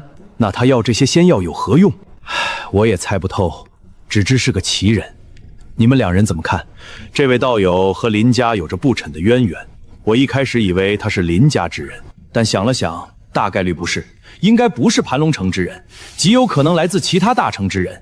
至于他为何来到盘龙城，则无从知晓。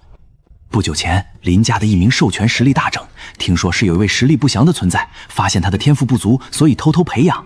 那位存在，莫非是这位前辈？看他们的反应，难道早就确定了这个猜想？每一株五品仙药里面蕴含的生机极多，就是不知道一株能让我提升多少寿元。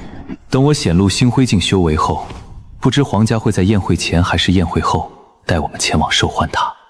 想要摧毁五品仙药也不简单，至少需要4品仙火焚烧，或者用强大的威能击碎。既然仙火不够，便换阵法来摧毁仙药。用阵法。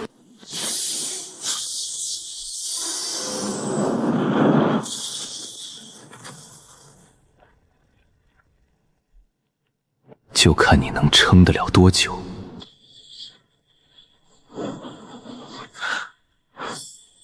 一株就2万年寿元，哈哈哈哈！摧毁55株五品仙药，那就是110万寿元，加上原本的寿元，还有2品隐修丹的仙药，且我的总寿元就是168万海元。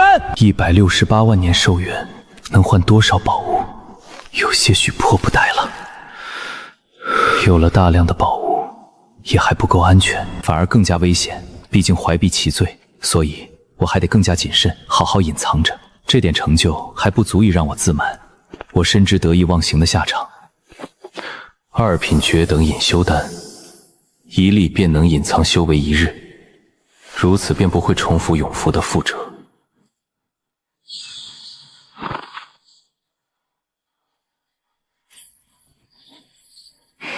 本想等武道有了再联手破阵，没想到他们迫不及待先动了手，却根本破不开。怎么样？攻不破？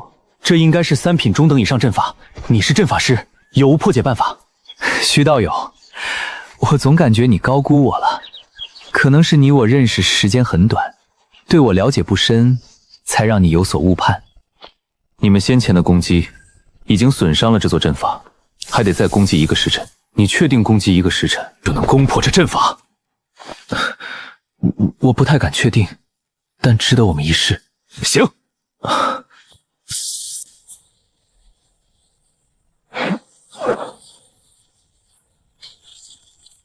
成了！哈哈哈！继续攻击！还真成了！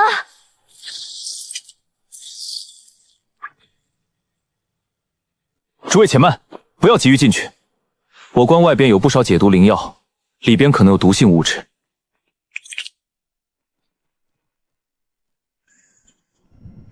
发了！如此多2品上等聚仙丹，只是我怎么觉得整个过程稍显怪，而且这里只有2品上等聚仙袄。管他呢！有了这一批2品上等聚仙丹，我等皆能快速突破到星昏境。是啊，而且还是上等丹药，前所未见。哈哈，如此一来，我也能快速突破到星昏境了。听黄红中前辈说，若能在1月内突破星昏境，便可随他去城府赴宴，那岂不是美事一桩？这些丹药我们如何分？平分便是。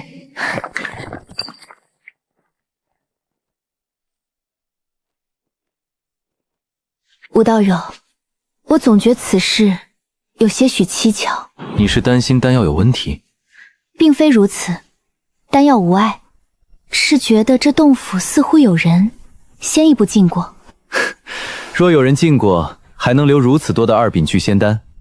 许道友多虑了，我先去闭关突破了，争取早日突破星昏境，1个月后再会。许青音再怎么猜也没用，这件事我做的没有破绽。洞府是他提出的，我又是众人中修为最弱之人，皇家高层也不会找我问话。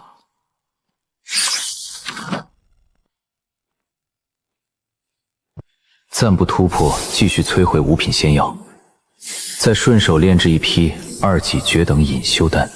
永福或许根本没有机会给我传音，看来只能在城主府确认他的情况了。五品仙药已全部摧毁，我的寿元也达到了168万年。突破到星光境之人出来！这些人的突破，大半都是我的杰作。另有4人应是那日同行授权的亲友，也分到了2品上等聚仙丹，因而突破至星婚境1层。很好，记住，你们今日成就皆是皇家恩赐，成为皇家授权是你们的荣耀。今晚少主将带领你们前往城主府，若能为皇家争光，从此待遇将提升10倍。表现出色者，若得少主赏识，可摆脱授权身份，正式加入皇家。随我来，先去准备准备。莫不是要先去兽幻塔？行礼，起身，再行礼。看来先去参加宴会，再去兽幻塔了。武道友，刚才我心头突然涌出一道极强念头，我的直觉告诉我，今夜你会大展拳脚，事后还会成功摆脱授权身份的限制。还有，嘿嘿，我应该也会大展拳脚，听起来就不可能。徐道友，直觉偶尔可信，但若常以直觉断未来，未免有些儿戏。我的情况自己最清楚，大展拳脚听着便不靠谱。今夜我必定还是人群中的小透明，摆脱授权身份倒有些可能，可他为何说自己也会？我从未有过如此强烈的直觉，所以你我等着吧。那就说好了，我去那边走走。少主，已经准备妥当。玄光境5层，已与不少家族长老齐平。不错，你叫什么名字？禀少主，小女子徐清莹。看样子黄轩宇盯上徐清莹了。不错，好好修炼，争取早日加入皇家。好，出发吧。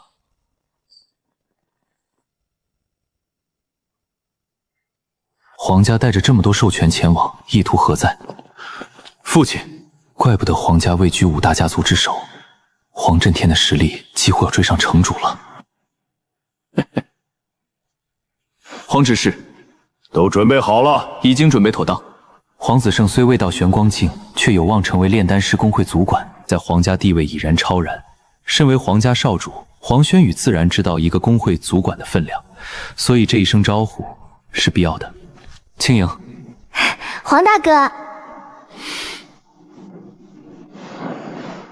走吧。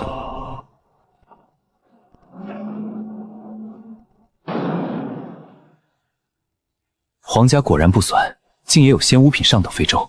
不过看样子盘龙城中最好的非洲也只是仙5品。若我能换出一艘仙6品非洲，定能震惊盘无城。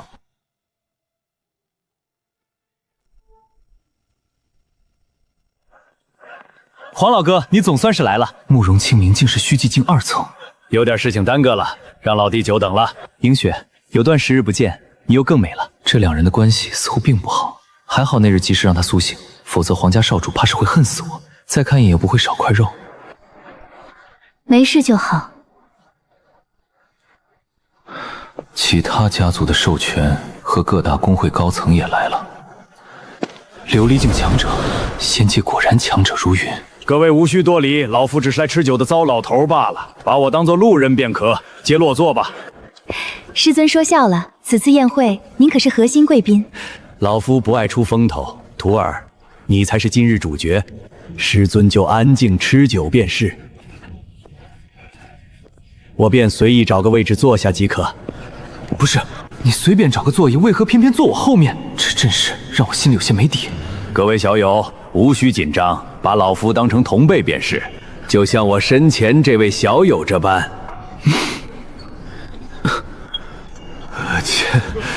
前辈说笑了。前辈，那我们就暂且跟你做一回普通宾客吧。映雪，你坐你师尊旁边，如此才能更好服侍他老人家。前辈，我去主持宴会了，映雪，你可要服侍好前辈。父亲放心。徒儿，你父亲好像有些嫌弃为师啊。师尊您莫要生气，父亲他视节成仪，哪怕是徒儿小时候玩闹弄脏了，他也不愿靠近。原来如此，难怪他能将盘龙城治理得井井有条。城主居然有洁癖，怪不得一身衣袍如此洁净。好了，废话不多说，大家尽情吃酒，今夜不醉不休。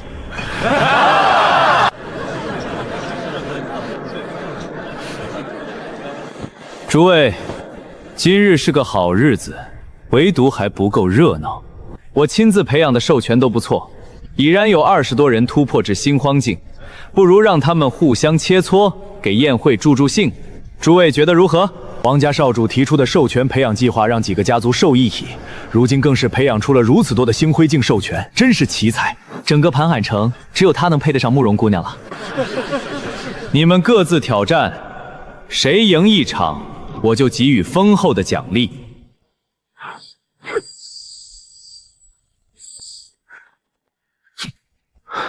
这小妞在猎兽和攻击3品阵法时都藏了一手，眼下倒是会找机会在这种场合展示天赋，能让皇家更加重视她。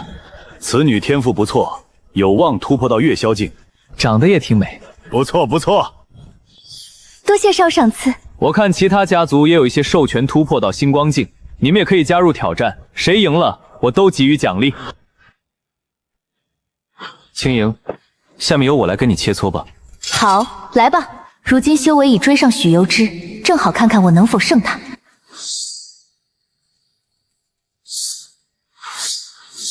想不到这批收兽权还有其他天才。这是林家的授权，莫非一晚都没机会与永福说上2句？这小妞还有隐藏，有意思，但是可惜了。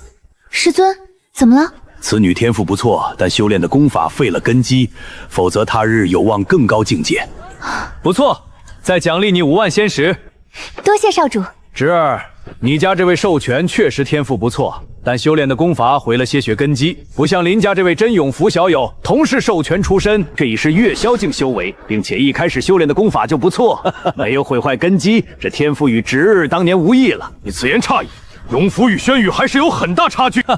授权之间的切磋没有看头，皇侄儿不是想烘托宴会气氛，还不如压低境界和这位小友比比。想必大伙儿们都想看看2位谁的天赋更好吧？这老东西真会挑事儿。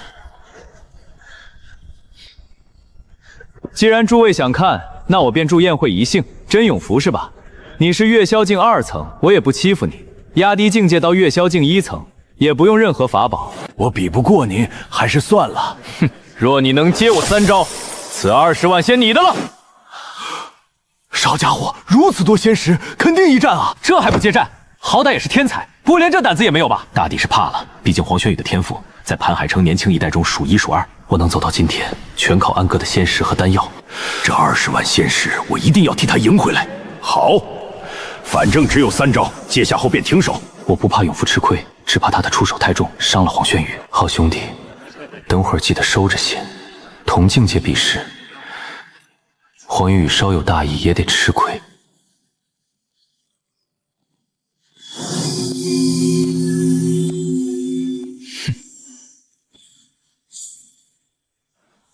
你用什么武器？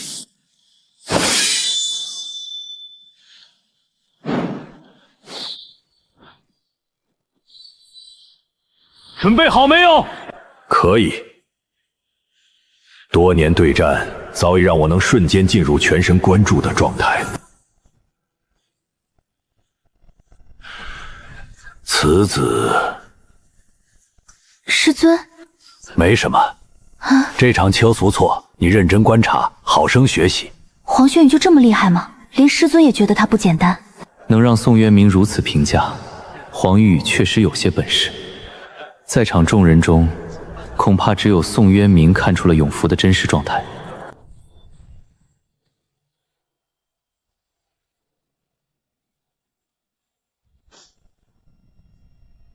这小子用出的剑法等级并不高啊，为何威力如此不简单啊？这剑法好像连仙3品都不是吧？不一样，他将此剑法修炼到极其出神入化的程度了。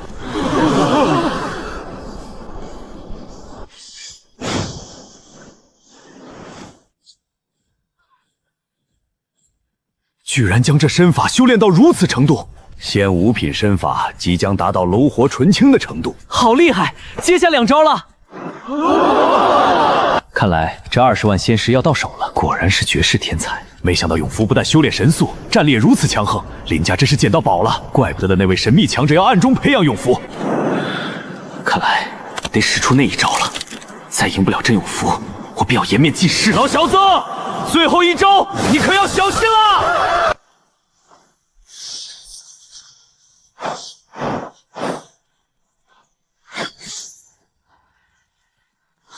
这仙术好生诡异，好强大的仙术！不得了，这下真永福没招了。不愧是皇少主，此仙术恐怕连月宵境巅峰高手也难以攻破吧？这仙术至少是仙6品上等。他若能找到此术唯一破绽，倒是有望反败为胜。反败为胜？安哥说过，任何招数都会有破绽，要冷静，要学会观察，找到规律。破！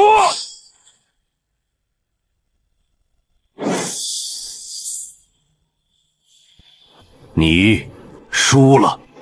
这老小子有进步。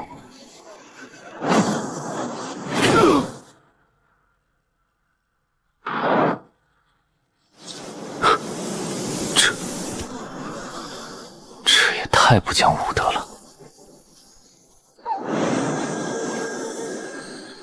看来是他暗中出手了。皇侄子，何至于此？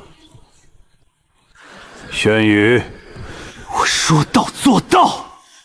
下次还有这种好事，记得找我。可敢来一场分出胜负的战斗？好了，回来。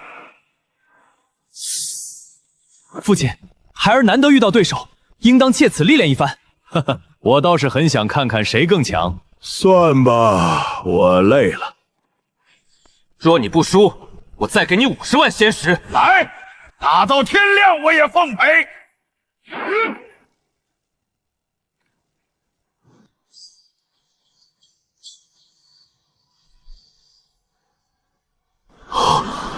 这便是天赋吗？好生恐怖！这天赋岂不是与慕容凌雪不相上下？岂止不相上下，简直犹有过之！这小子是一点都不隐藏啊！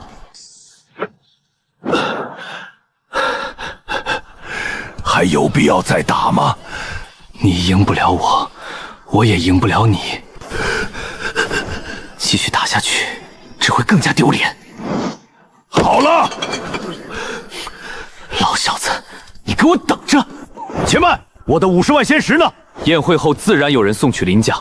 林家与皇家关系不差，若拖到燕后皇真田一句话，便可能让家主劝我放弃这50万仙石。眼下没有足够仙石，我急需仙石，还望先给我。我的话你听不懂？偌大皇家，难道做不到兑现承诺？轩宇，把你的仙剑给这位小老友。父亲越是平静，越让我害怕。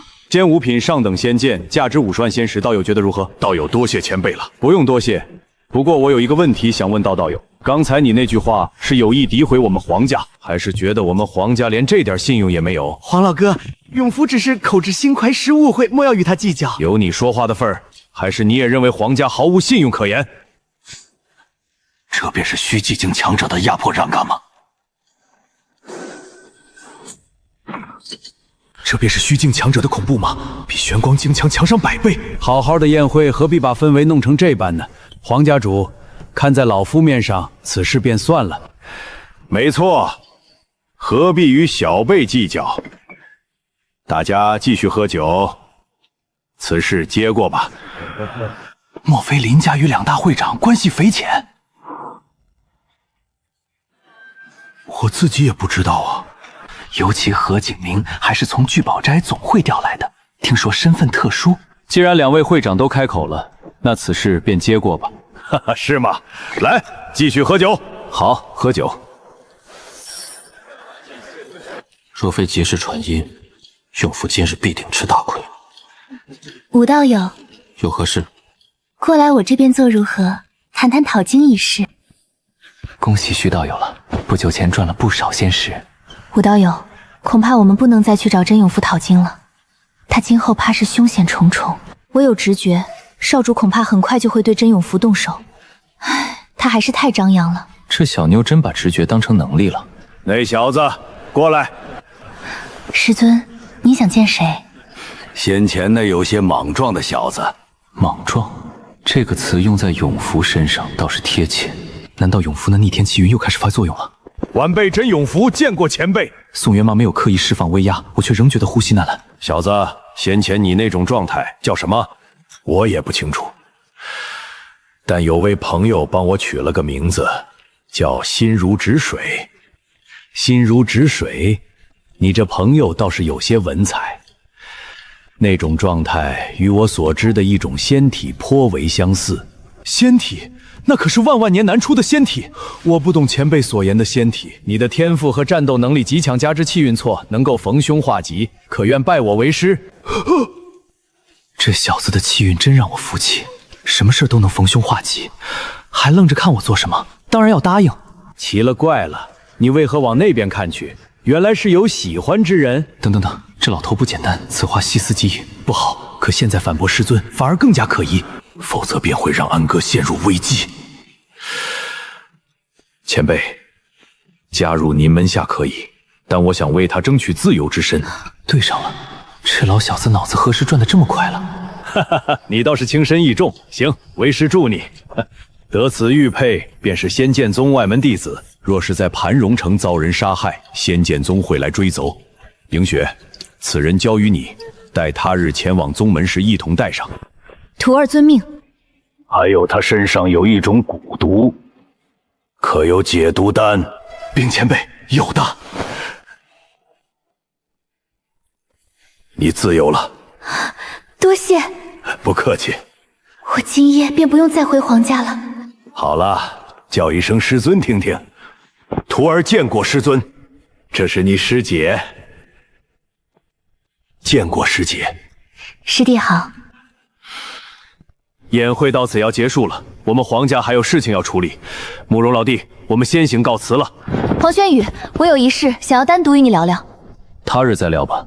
此事关乎我们婚约，父亲，对不住了。这婚约是两位爷爷多年前定下的，可我不喜欢黄轩宇，更不愿嫁给他。父亲不肯退婚，如今师尊在场，这是我最后的机会，我想与你解除婚约。迎雪，你在说什么？我不喜欢你，各自性格也不合适，所以我们的婚约解除吧。需要什么补偿，你尽管提。迎雪侄女，此事他日我们闭门再谈。城主，你意下如何？正当如此。凌雪，莫要再胡闹。为师有些事情要处理，你们不必急着去仙剑宗，半年后再去便可。你们谁与徐清文关系最好？不好，少主为了几个授权不知值得，都与他关系很好。那我便把你们都杀了！我见过徐清辉多次与他交谈，他在凡间的时候与徐清辉关系也很不错。黄轩宇应当已经出够气，不会再继续发泄。谁曾想，我最看不惯出卖别人之人，还有你们！好了，别闹了，他们还有用处。我不是想救人，只不愿浪费这些寿元。带着他们去召唤他。今夜之事当作磨练，好好想想，若是你哥还活着，遇到此事，他会如何处理？是，您说的对，我永远比不上哥。我真希望死的人不是娘和哥，而是我，死断然不会让你和家族丢脸。我们算是从鬼门关走了一遭，这厮行事无常。若只有黄轩宇一人，我或许还能扛住杀招，乘非洲逃离。平日谨慎些，关键时候果然能救命。黄家是个大凶之地，从兽幻塔出来后得离开了。此次宴会足以看出五大家族皆非善萜。离开黄家后，我便做个散修。你叫什么名字？禀前辈，小子武慈仁，武夫的武，仁慈的慈，仁慈的仁。好一个临危不乱！难道我方才应对黄轩宇时露出了破绽？没有临危不乱，先前是下愣了。没必要隐藏，你我同属一类人。这家伙也不简单，不过他只有月宵境10层，暂时威胁不到我。此次离开兽幻塔后，我便脱离皇家，往后在盘滚城也不再以真面目示人。不想死的话，听话投入8王兽元，你们仍有活命机会。若不从，刚才那2人便是下场。终于进来了，更高级的宝物，赶紧来我怀里吧！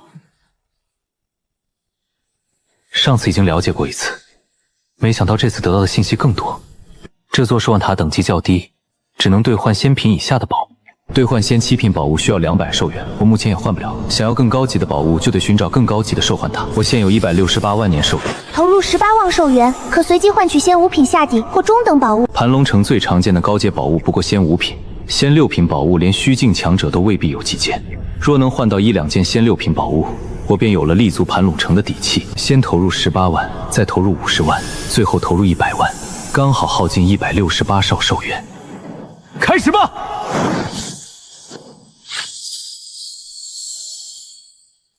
仙5品中等法宝，玄光镜之前皆可使用。它能助玄光镜以下修士找出修炼问题，稳固根基，倒是件不错的法宝。投入50天兽元。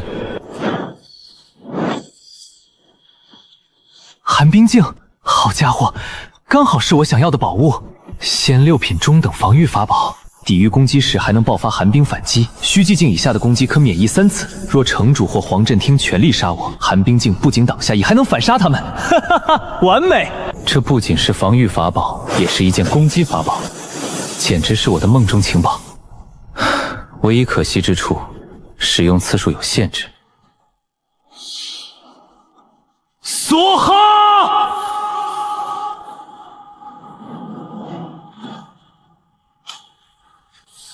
仙6品绝等非洲，这中大奖了！仙6品绝等飞柔，速度堪比虚寂境巅峰，船身也能抵挡虚寂境巅峰攻击。城主和黄震天刚入虚寂境，恐怕连让他摇晃都做不到。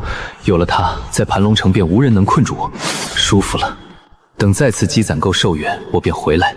等积攒出足够的仙6品宝物，再去寻找更高级的兽幻秘境。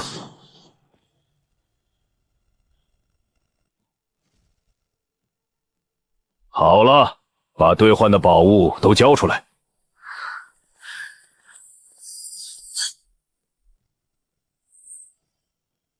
好，你子运气不错啊。还有你呢？仙4品绝等宝物。好，又是仙4品绝等宝物，好宝贝，这宝贝太好了！哈哈哈哈！这玉坠有什么作用？眼下只需安然离开秘境，再找机会悄然离开皇家，便能彻底摆脱束缚。好，回去。看来徐清莹的直觉也有出错的时候。我虽会摆兽限制，却没有大展拳脚。大展拳脚至少得动手。看来今夜终会平静度过。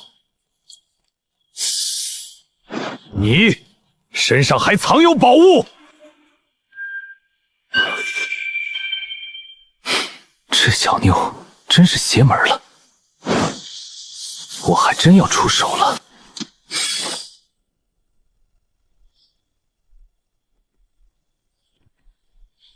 把你身上所有宝物就交出来！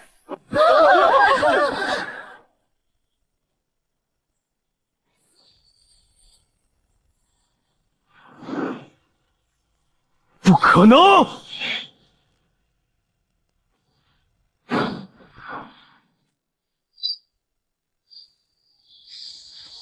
说出你掌握的皇家秘密，我可以留你一命。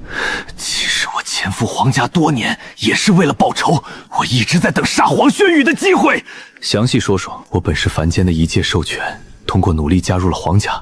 在凡间，我有亲朋好友，他们都算间接死在皇家手中。尤其我妻子，她跟我一同成为兽权，未能踏入月宵境，死在了星魂境3层。我恨皇家，恨黄轩宇。但望我处想要报仇，只有忍耐。这些年在皇家所做的一切，都是为了找到灭杀黄轩宇的机会。然而，不管我如何努力，他的天赋太好，实力太强，我一步步往上爬，就是为了有朝一日踏入皇家高层，找找到其他手段杀了那小子。我知道黄红忠以前也是兽权，却没想到他还有这样一面。这一切都是为了找到斩杀黄轩宇的机会。你觉得我会信吗？我所言句句属实。可你也杀了不少凡间飞升的兽权，这是必要的牺牲。放你离开，我会睡不着觉。看来还是难逃一死，只是我的大仇尚未得报。当然，我也会言而有信。我会留你一命，你自废修为，我会让你安然度过余生。若他朝黄轩宇将死，我会满足你的遗愿，让你亲眼见他惨死。我不能留下仍有修为的黄红忠，自废修为后，他只剩千年寿元，几乎不可能等到黄轩宇身死。希望有朝一日我能看到他死。倒是个人物，摆脱皇家束缚，拥有自保之力，这第一个目标算是完成了。但皇家很快便可能追杀我，得开始规划下一步。下一个目标仍是积攒更多寿元，换取更多宝物。如今已有自保之力，再获取寿元便不难了。无论烧毁高阶仙药还是猎杀仙兽都可行，我仍能购买仙药来增长寿元。卖掉这批仙4品宝物，足够再积攒一笔寿元。可我已脱离皇家，如何进入兽幻塔又成了问题。我已脱离皇家，不能再借皇家进入兽幻塔。城主之女如今是永福的师姐，倒可从这一点谋划。以我如今的自保能力，戴着面具去见虚寂境城主也无需忌惮。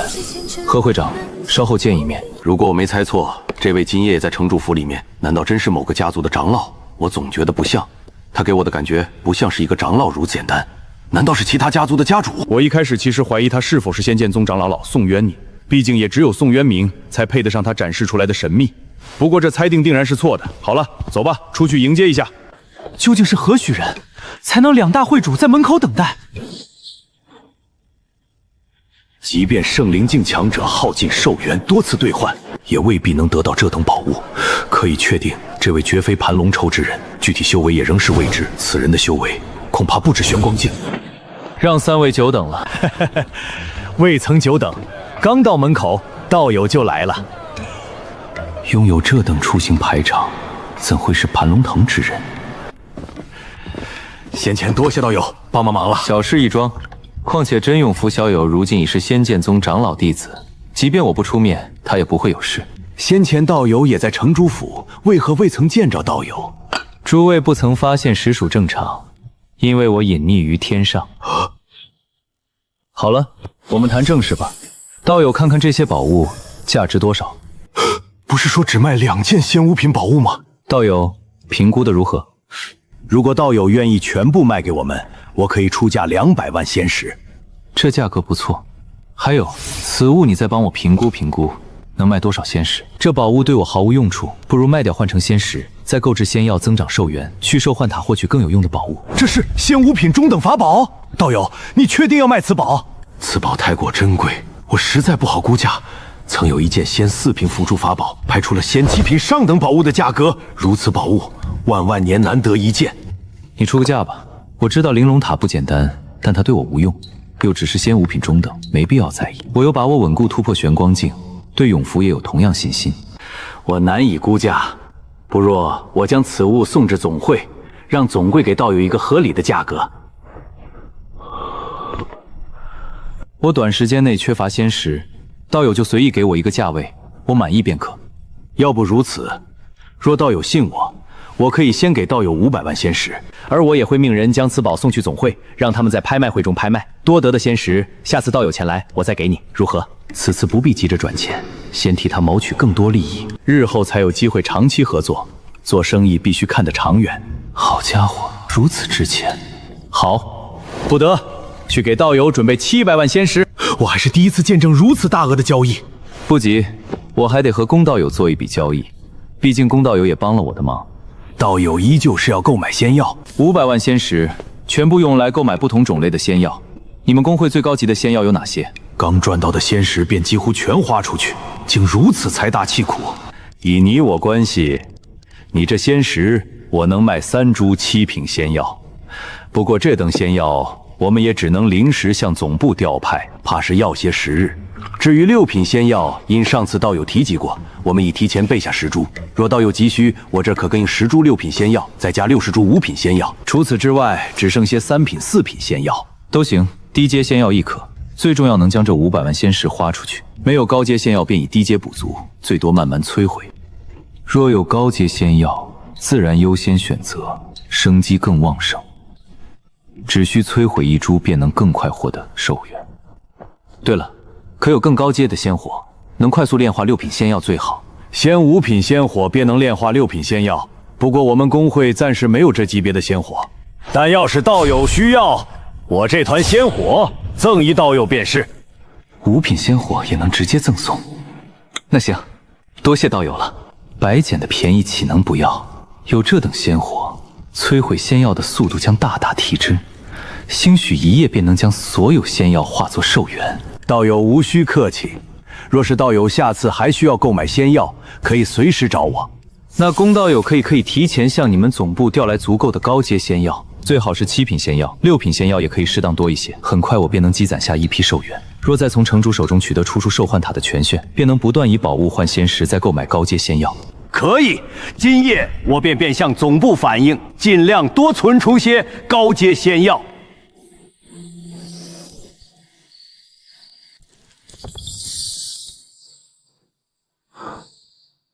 3位，我还有事要忙，告辞了。好，我们送你。老公，我有预感，这位道友很快便能让我重返总部，他或许就是你的贵人。在如此偏僻分会，能促成这等交易额实在少见，你是第一个发现他的人。若我调回总部，你至少是此处会长，若愿随我回总部，也能提携你一番。多谢会长赏识，这是何等荣耀！你也一样。开始吧。还真是霸道，这等仙火，当前我的实力炼化不了，不过只是用它摧毁仙药，并不需要我炼化仙火。还真是第一次遇到，看来不能再省这点时间。没事，损失的寿元不多，接下来逐株焚烧便是。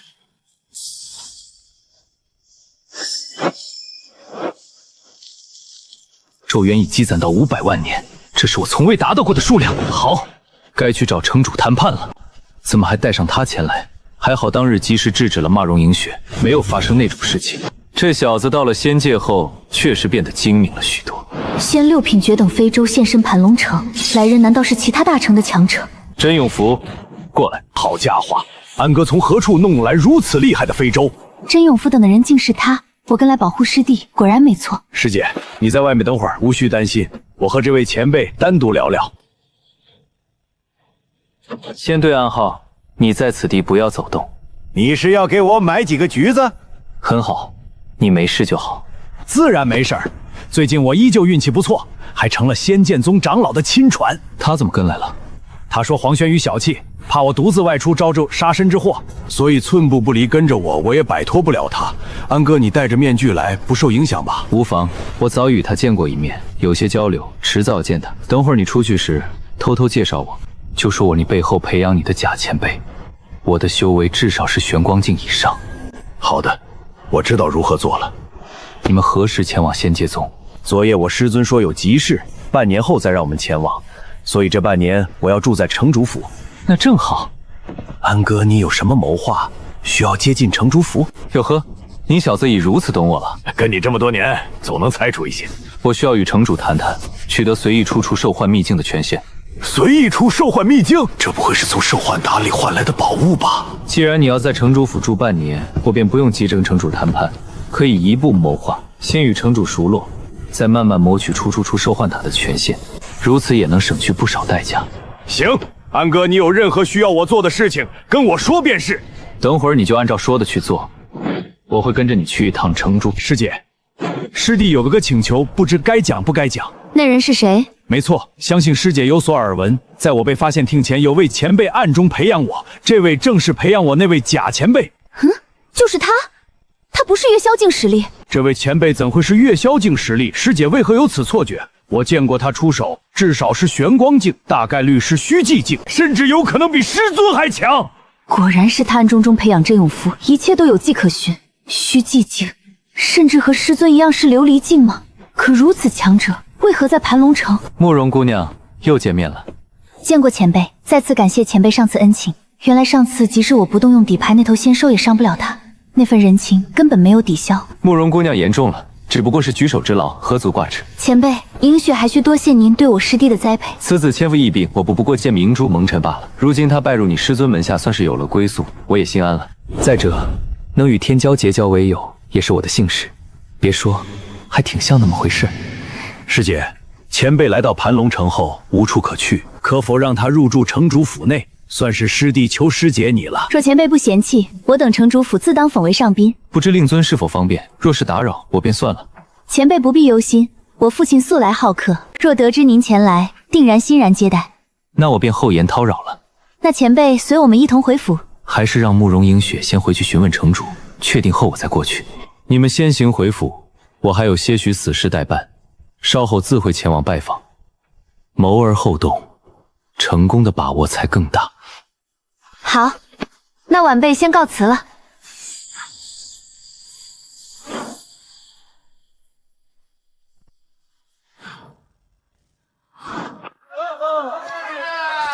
至少在盘龙城，我不会轻易摘下面具。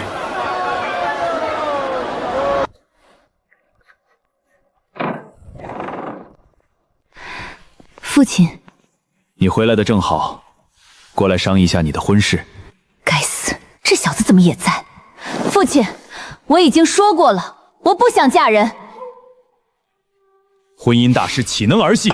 而且这是你爷爷定下的婚约，岂能随意解除？赶紧为昨夜孟浪行为向两位道歉。既然如此，那我们也没什么好谈的了。你这丫头！这丫头毫不顾及我的颜面，可她毕竟是我唯一的掌上明珠。永福，把你师姐拦住！这不是让我触师姐眉头吗？父亲，培养师弟的那位假前辈想和师弟多聚聚，看住我们城主府几日，你看如何？你们刚才见过那位？刚才见了一下贾前辈。既如此，稍后我自会妥善安排。慕容老弟，那婚约之事该如何定夺？自然是听父母的。小女只是年纪还小，有些许叛逆罢了。好，那我便没你这福气了。你这孩子，慕容叔父，既然迎雪心意已决，那这婚约就此作罢吧。你可考虑清楚，待日后侄儿在仙剑宗立足，还望多照拂迎雪一二。若由城主府退婚，必会激怒皇家。如今黄轩宇主动解除婚约，正是最好的结果。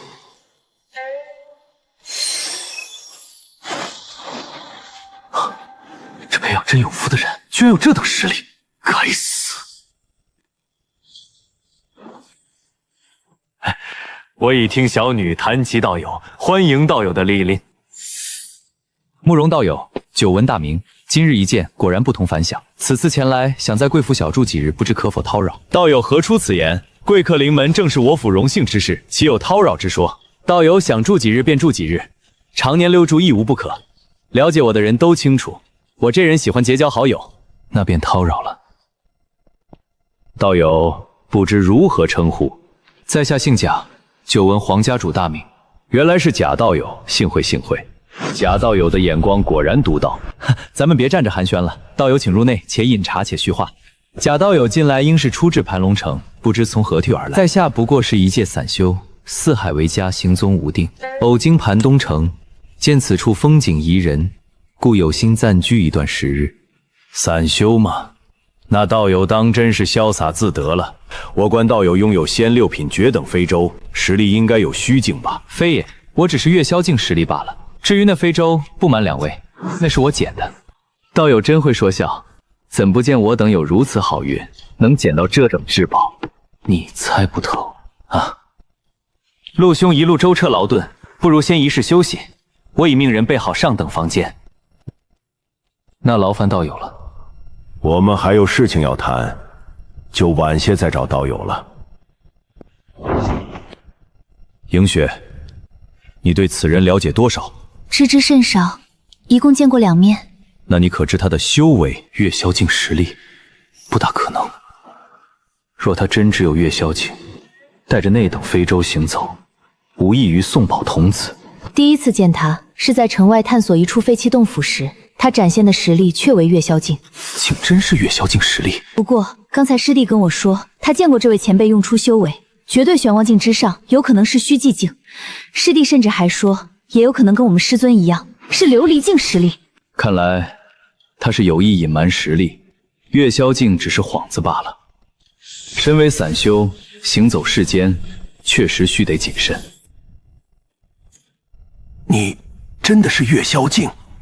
为何如此说？以你的手段，我本就只有月宵境修为，若要在城主府常住，免不了会有虚用修为的时刻。但是，你不怕他们真的把你当月宵境实力，惦记你身上的好东西？你以为我让你提前告诉慕容银雪我的实力，再加上我拥有仙六品绝等飞舟，举止间自有自由洒脱之态。有了慕容银雪的佐证，旁人谁会信我只是区月宵境？他们只会觉得我与他们关系还算一般，不想说真话。一切都在我的掌控之中。此举高啊！多高？嘿嘿，得这么高吧？黄老哥，我送送你们。不必了，穆老弟，忙自己的正事便是。银雪，待你前往仙剑宗之时，不忘唤我同行。你可知你今日所为，将皇家置于何地？那婚约本退便退了，与其强求，不如放手保留颜面。我的天赋岂是内等家族能束缚的？日后成为仙剑宗长老亲传，也有机会与他再度接触。哼，昨夜不顾颜面，今日却谈起颜面来，你可知因你这自作主张，令家族利益受损？若不同意退婚，慕容清明便欠我皇家一个说法。日后无论与城主府有何冲突，我们都可进退自如。若是你兄长罢了，你自己的事情你自己做吧。安哥，这些仙石还给你。你不会把从黄轩那里得来的仙剑卖了？卖给城主了，换点仙石来用。我一把老骨头，用普通仙剑便足够了。只是一直使用你的仙石，我心中实在过意不去。你自己留着，我不缺仙石，只算零散仙石，我如今便有200万。那柄仙剑卖了便卖了，这种品级的仙剑，往后还有机会得。安哥，兄弟之间也要账目分明。虽然你有6品绝等飞舟，但听闻这种飞舟需耗放不少仙石方能驱动。你看我像是缺仙石的人吗？200万仙石啊！200万仙石！昨夜刚花了500万仙石，区40万，你自己留着，不够用跟哥说。如今你好好突破就对了，以后你对哥来说是个不可或缺的战力。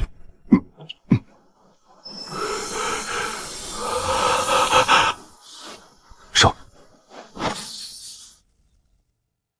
道友，刚才有客人对你有所怠慢了。此房可还满意？若有不妥，我即刻命人重新安排。道友言重了，这房间甚好，又临近此小子，往来方便。道友，刚才我听小女说，不久前遇险，还好有道友相助，才度过一劫。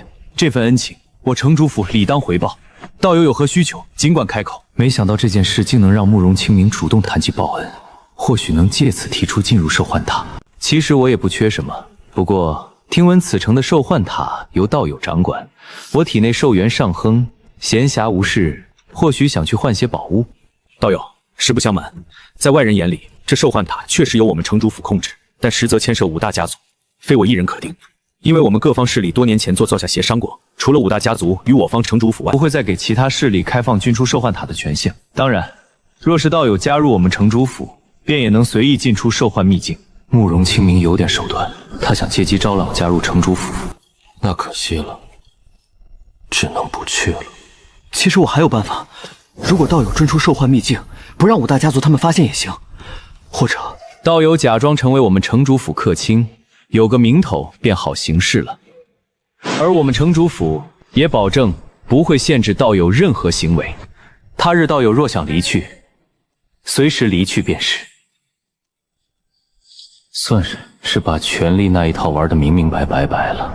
若兽幻秘境真由6方联合管控，眼下最好的办法，确实是假意加入城主府。若5大家族原本有意联手对抗城主府，我一旦介入，局势必会改变。如此一来，我会被5大家族盯上，风险不小。道友先前所言，既有法子不让5家族察觉，我或仅去1、2次，他们未必会发现。我让手下带着一群小辈前去兽幻秘境，道友混迹其中，应该不会被发现。前提是道友需要摘下此面具，毕竟此面具已经被黄震天看到。若被他发现此事，他叫上5大家族借机说事，我也比较难做。脱掉面具，我的修为便会显现，此法行不通。我理解道友顾虑，那吞服隐修丹换一块普通面具，道友你有多少品级的隐修丹？5品下等，上限刚好能隐藏虚寂境实力。又来试探我的实力，既然如此，便遂你心愿。五品下等啊，那算了，差了点。难道真是琉璃境境强者？这人满脑子都是试探与谋划，不愧是盘龙城主。下一座高阶兽幻塔离盘龙城太远，且未出大城附近，眼下唯有先在盘龙城壮大自身。道友，兽幻塔之事，他日再议吧。我欲歇息了。若他只是虚寂境，我常可招揽；可他越像琉璃境，我越不能妄想。高出我们一个大境界的人物，绝非一般势力能够招揽，只能设法结交。那道友好生歇息，若有其他需求，尽可让下人告知。不知怎的，总觉得城主言语之间暗藏玄机，话里有话，听得我云里雾里。此人不简单，我也不想跟这种人说话，着实累啊。只能另寻进入兽幻大塔的办法。对了，徐清微也在城主府里住下了。这小妞确实神奇，所说的绝境都成真了。他此前得了不少仙石，正在闭关突破。半年后，他将与我们一同前往先天宗。挺好的。安哥，你问他做什么？没有，毕竟你连累到了他，他没事就行。我快要突破月霄境3层了，暂且不出门，拖延几日再寻机会。我的突破速度极快，只要专心修炼不难。既然暂时无法前往兽幻塔，那便闭关突破，达到天眼境再说。在这仙界，虚寂境以下的修为仍算不得什么，我更需要防身宝物。既然进不了兽幻塔，只能先提升修为，去瞧瞧吧。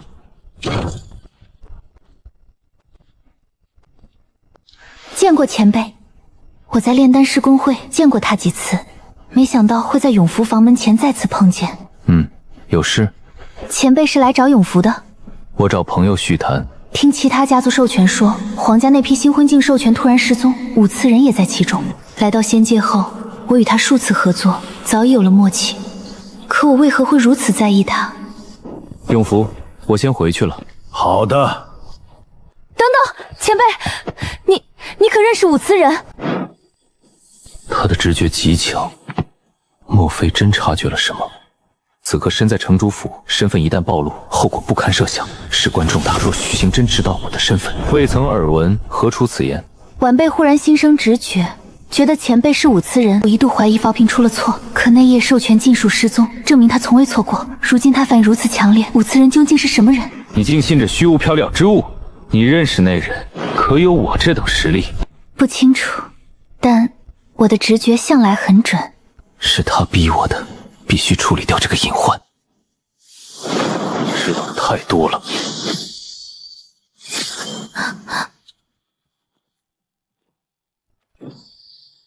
第一，直接杀了；第二，保他性命，却以特制蛊毒丹让他变得痴傻。此法甚至比杀了他更狠。醒醒！你要做什么？你觉得我做什么？你不会真是五次人吧？那你打我做什么？我们不是朋友吗？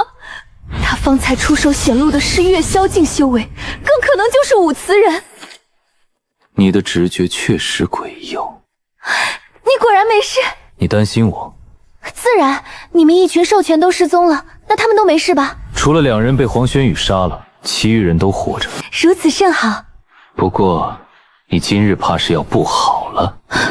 因我识破你的身份，他如此对我，果然是因为身份被识破。falping为何强烈催促我揭开他的身份？我曾2次在炼丹师公会见过这副装扮，听皇子说，此人出手便是数百万仙石。你倒是有自知之明，你已经威胁到我，所以我打算杀了你。如此，你知道的秘密便无人知晓了。没必要吧，我发誓，我绝不跟他人提及此事。若是我说漏一个字，我便修炼走火入魔，天打雷劈。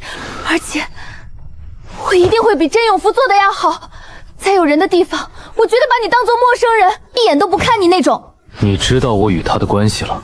此刻已经明了，你应该就是培养他的那个隐藏前辈吧？那晚上，我应该是替你背了锅。他要看的人是你，而不是我。而且，那2大会长替真永福说话，应该也是你的授。这小妞怎么什么都知道？发誓对我来说无用。你若不想死，给我一个不杀你的理由。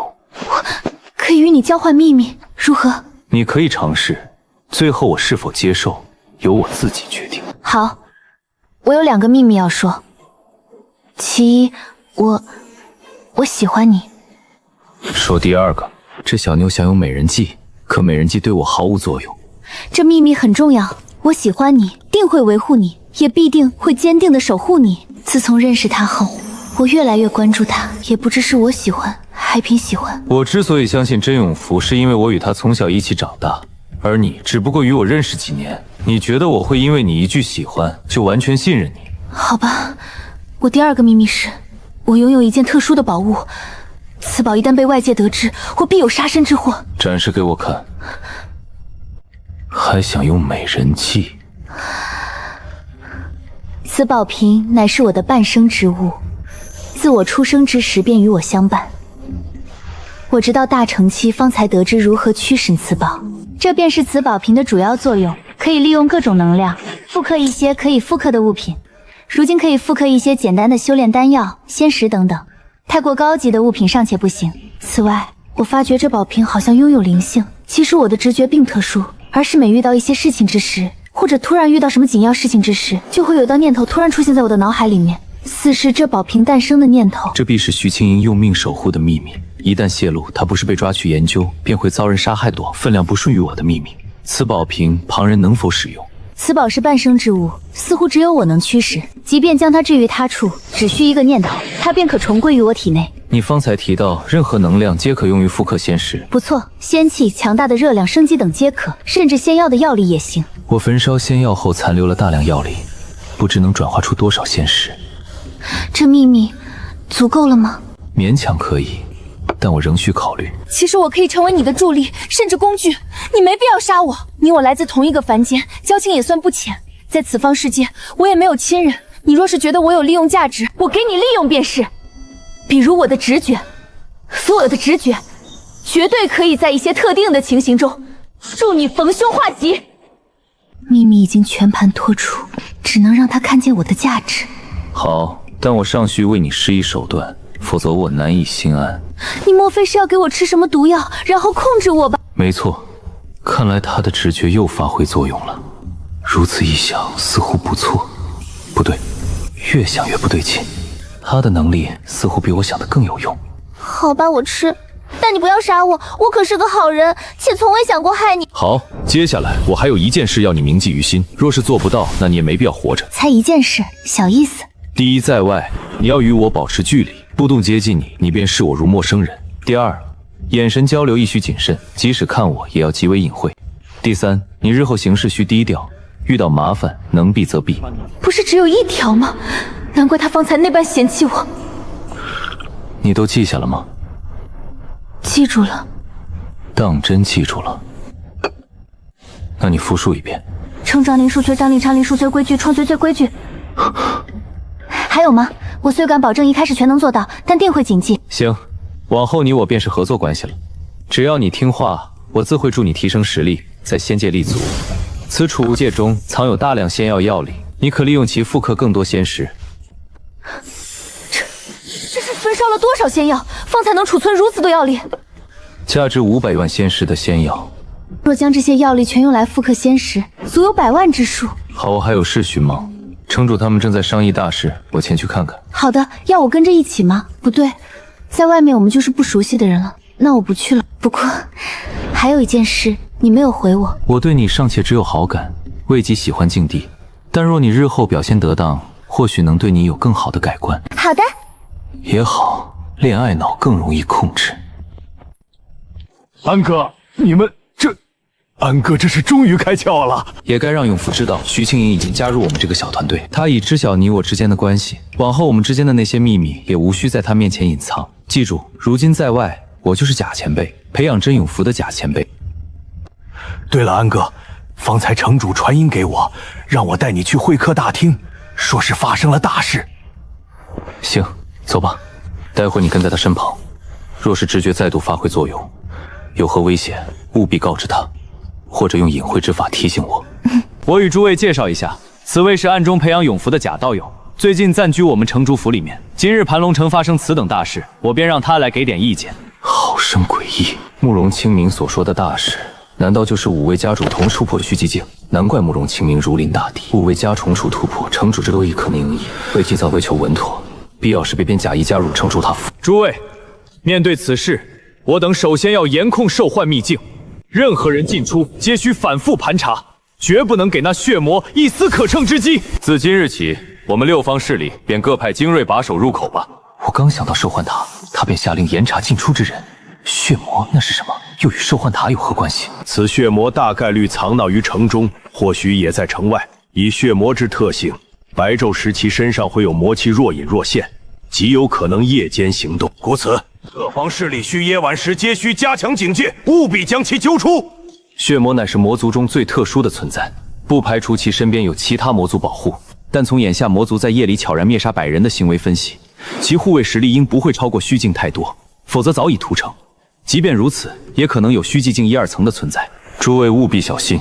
原来如此，魔族昨夜杀了100人，甚至可屠城，潘幻城似乎不安全了。这是他的直觉又发挥作用了。难道潘后生将有大劫？此事不便与徐青莹私下交谈，等会议结束后再问。他今日的表现倒是不错。看来他确实记住了我的提醒。贾道友，不知你对此事有何见解？如慕容道友所言，这些魔族强者不过虚具境，实不足为备。诸位只需细心搜寻，必能剿灭。听他语气，至少是虚境10层，甚至可能是琉璃强者。那便按照我们的法子行事吧。就怕他们给了我们错觉。不久前我听闻有一座城池被魔族化作废墟，城中生灵如烟尘般消散。穆老弟，此事恐怕需即刻禀报仙下宗，请他们派人彻查。我一命小女将此事禀报宋元明前辈，前往一处魔族躁乱之地，短时间内恐难分击。但探听消息转达给仙居宗，想必2日内仙教宗之人便会赶到。怎的近来魔族活动如此频繁？非常时期，诸位切莫内斗了。眼下齐心协力救出城内魔族，方为要紧之。好了，今日议事到此为止，诸位回去做好准备。道友，真无良计可献，在下并非盘龙城之人，况且仙剑宗将派人前来，届时听从调遣即可。好吧，道友可否告知真实修为？我总有不祥预感，若是此次魔族中存在琉璃境强者，怕是整座盘海城会化作废墟。真诚才是必杀技，我只是月宵境修为。好吧，还是没能逃出他的修为。若无他事，那我回去修炼了。若有急事，可再联系我。我得尽快问清徐青莹的直觉。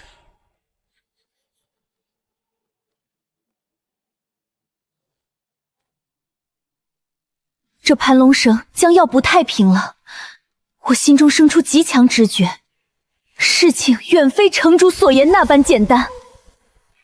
城主他们说此次魔族中可能只有虚寂境强者，但我的直觉告诉我，恐不止如此。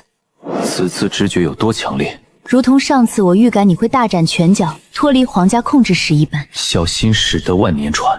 首先要了解魔族情报，我们毕竟来自凡间，对仙界之事知之甚少。我方已向慕容雪仔细询问过，魔族乃仙界几大种族之一，常年居于魔域，与人族地业最为接近。魔族中有些被以人族为食，譬如城主提及的血魔，乃魔族中的贵族，吞噬人族气息可增长修为与寿元。加之仙界有兽幻塔，血魔因此占尽天时，在魔族中呼风唤雨。他们常潜伏在人族境内，猎杀强者，吞噬气息以增寿元，继而以兽幻塔获取宝物。曾有一座城池，100万生灵化作光点消散，血魔因此寿元暴增100万年。这能力与我颇为相似，只是我杀人灭兽、焚伤仙药都能增寿，屠杀100万人才增寿100万年，倒显得鸡肋。原来他们严查兽幻塔是在找魔族。他定是离开大厅时追上慕容迎雪，问清了情报。这小牛真是不错的助理，我算是捡到宝了。你做得很好，日后继续保持。只是一句夸奖，为何比突破星光境还让我开心？跟随安哥多年，我还是第一次见他与女子这般相处。现下我们应当如何行事？是否该离开盘龙城？离开盘龙城同样有风险。我原想在此蛰伏一段时日，积攒几件仙6品宝物再走，可城中局势越来越乱，离开或许才是上策。你的直觉可曾告知你，盘龙城还能安稳几时？我只觉得躲在盘龙城中的魔族不仅是虚境那么简单，而短期内似乎也不会发生太大的变化。短期是多久？有无具体时日？至少1、2个月应无大碍吧。1、2个月，便按半个准备最稳妥。按离开前我仍要再进一次兽幻塔，用500多万年寿元换几件仙6品宝物。半个月内看来得和坑主再好好商议商议了。兽幻塔之行必须尽早。城主提及的仙剑宗之人即将到来，会不会也能将祸乱平定？且待观之。你们2人务必做好准备，若事有不妥，我们3人便乘坐仙6品绝等飞舟，立刻离开盘龙城。以往我只考虑自己与永福的安，见识过虚影后，倒该重新想想，这小妞是块宝，善加利用却能趋吉避凶。明白。行。若有其他直觉，务必及时告知我。好，被人需要的感觉还不错。对了，对于其余4大家族家主一同突到虚寂境时，你可有何见解，或是诞生其他直觉？这几人同时突破虚境，总觉得不对劲，并未有直觉诞生。或许他们知晓城内潜藏了魔族，便纷纷吞服宝物，速破虚之境，以此自保吧。行，有这方面的直觉，记得告诉我。先前慕容清明说了，6方势力各派出一些精锐，把守兽幻塔入口。若我成为城主府精锐中的一员，是否可以找到机会进入兽幻塔一次？原本还想多进几次兽幻塔，如今只需最后一次，可以尝试。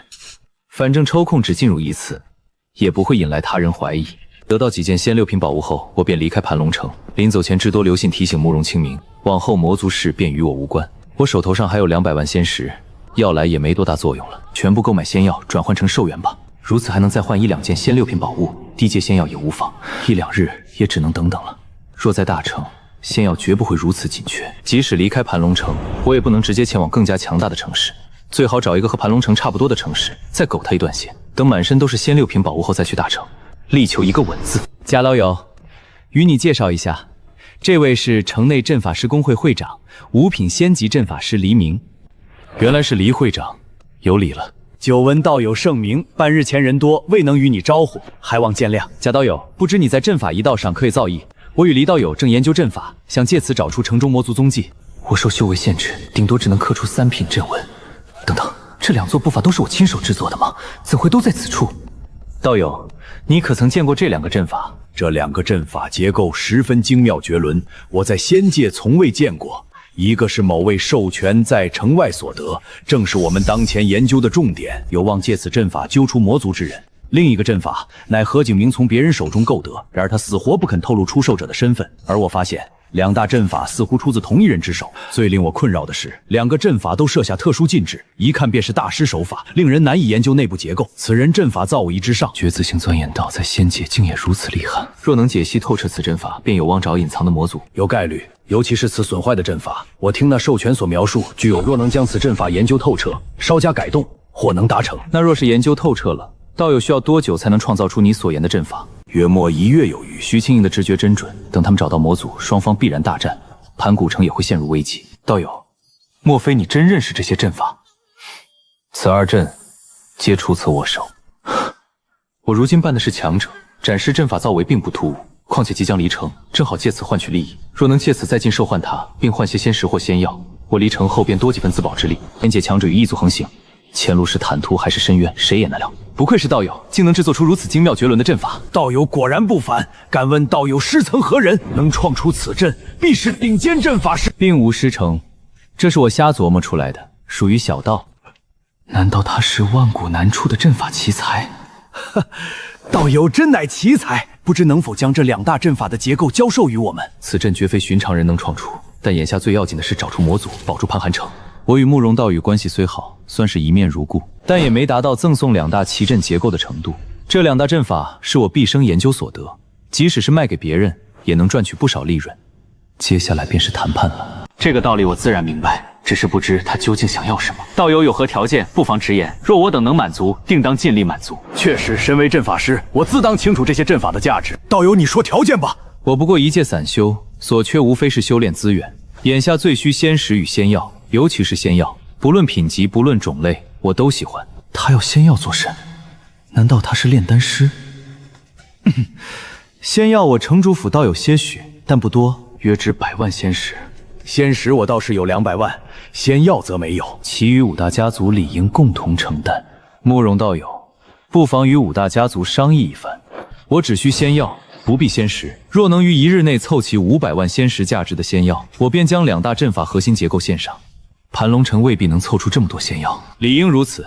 毕竟事关整个盘北城安危，即便他不提醒，我也会让5家族共同承担。价值500万仙石的仙药，那我们便如此说定了。不瞒道友，不久前我突破至更高境界，咒元有所增添，故打算前往兽幻塔。过几日后去一趟，没问题吧？这次只去一回，不必再费心谋划，直接说明便是。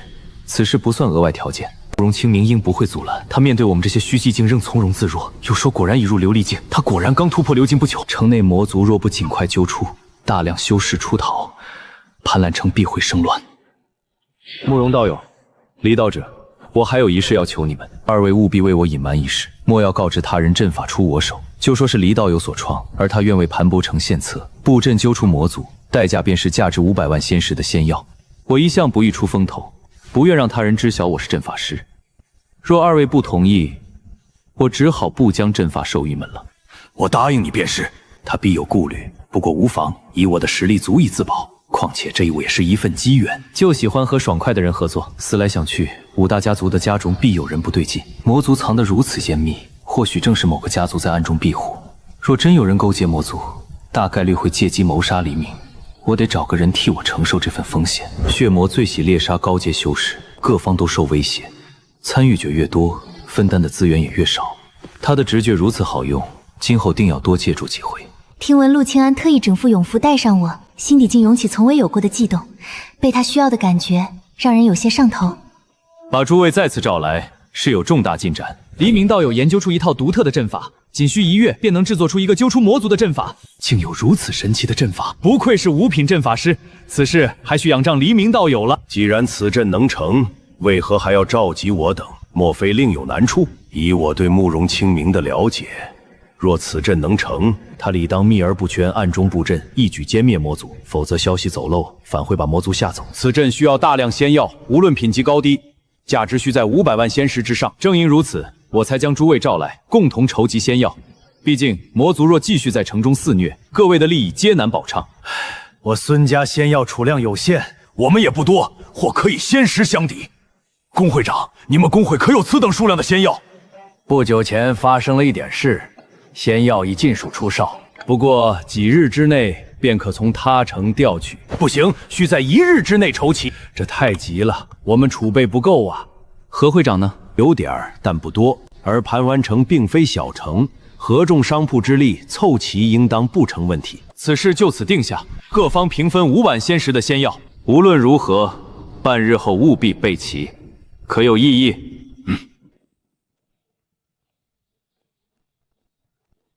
黄老哥，等等，我有话与你相商。还有事？黄老哥，在场如此多人，我就最相信你了。刚才会议之后，魔族极有可能会有所动作，要么直接逃离盘龙城，要么会对黎明道友动手。所以，我们必须要保证黎明道友的安全。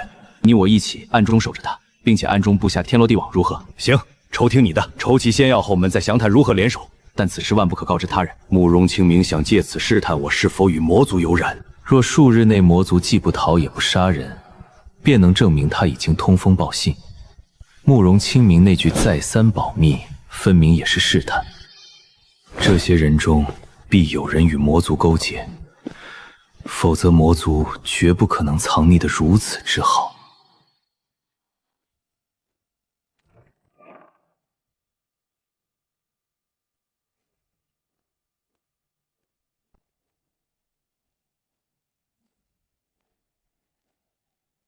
有无发现？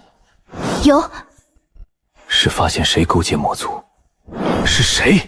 莫非是那黄家家主黄震天？黄震天可能想借魔族除掉城主。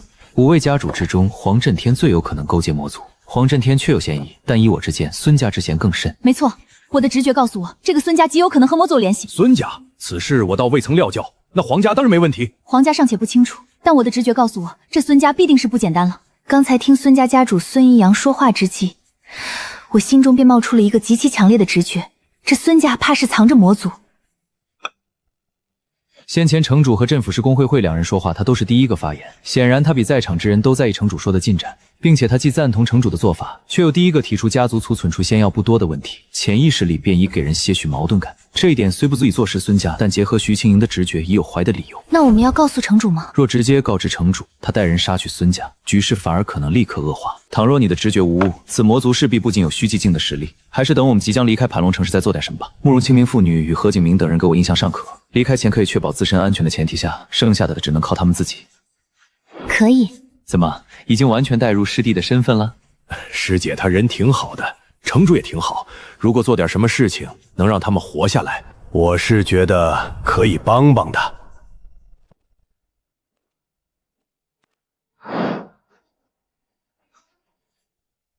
帮是要帮的，但需先谋划安身之策。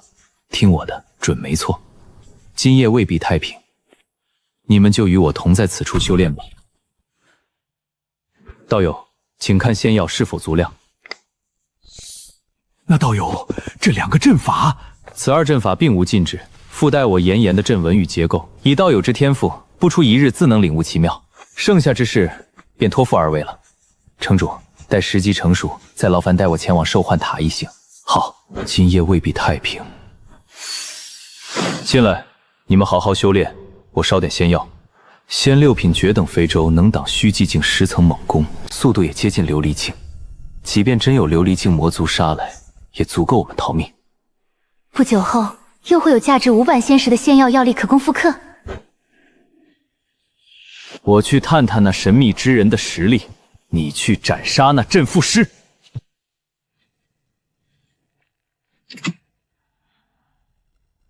果然有埋伏，看来那边也是无望。便是此处了。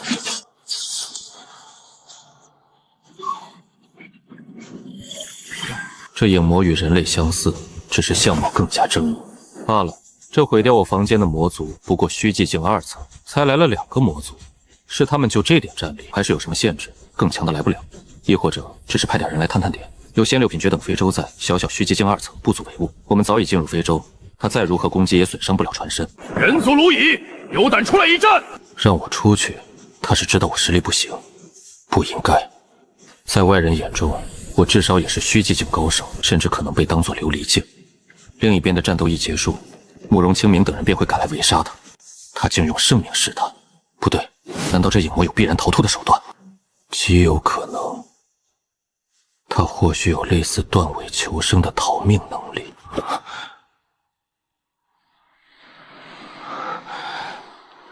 不能被他吓住。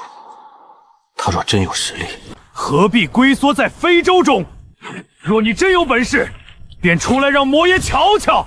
这魔族怎么看起来有点憨？若我不出去，你能奈我何？这，你怕了我吧？原以为你是何等强者，没想到不过是个胆小鬼。想激怒我，你火候还欠缺了一些。再者，我杀了你也没多大意义，还不如留你一条狗命，替我给你们主子传一句话：他若是敢冒头，我必杀之。5日足够我换完宝物，果断离开。该死！该死！你给我等着！记住，把我的话带给你们主子。居然2只影魔，一个也没留住。刀友，你为何不出手灭了他？以假刀友的实力，应有机会打断影魔秘术，将其斩杀。他来探我实力，我无10成把握杀他，自不能轻举妄动。况且留他一命，亦可替我传话。道友传了什么话？我给了他们5天时间，若不离开盘龙城，便让他们有来无回。果真是琉璃境强者。确定假道友乃琉璃境强者后，我总算多了几分底气。一位琉璃境强者，再加上一尊虚寂境5层的傀儡，看来我还是低估了慕容清明。好了，今夜过后，应该能安宁一些，都回去休息吧。可有预感，今夜之事后，未来可会有所变化，心中仍有不安，得向徐青莹确认一下。没有，不久前的直感仍旧没变。如此便好。既然预感未变，便继续按计划行事。焚烧其余仙药还需1天多，太慢了。为求稳妥，再买1团仙火。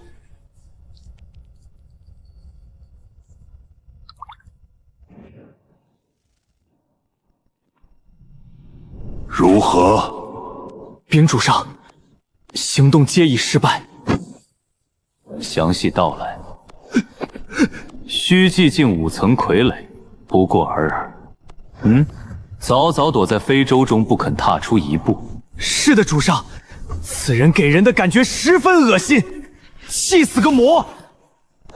他还让我转告主上，他说若您敢露面，必将斩杀。此人至少是琉璃境，而且提前操到本尊会派人前去试探，果真深不可测。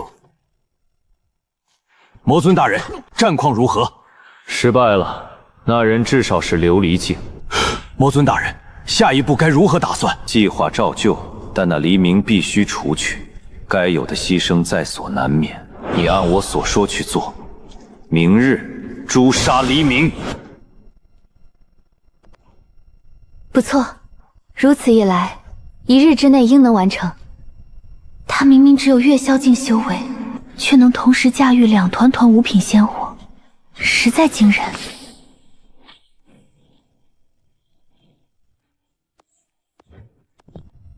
被人如此尊敬的感觉，倒也不错。只是这份精进不会持久，我很快便要离开盘龙城。诸位皆已到齐，今晨召集大家，是欲商议未来安排。如今贾道友在此坐镇，那些魔族宵小不敢明目张胆作乱，待黎明道友布下阵法，魔族便无处遁形。那黎明道友，阵法布置何时可成？是否能给个准确时间？如无意外，20日内应能完成。未来这段时日，黎道友的安危至关重要。城主，需我等如何配合？不错，只要黎道友能安然布阵，那些魔族宵小或将弃城而逃。黎明道友在我城主府内，自当安全无虞。该死！贾道友！没想到龙家家主敢当众出手，可慕容清明再急，我也不能暴露实力。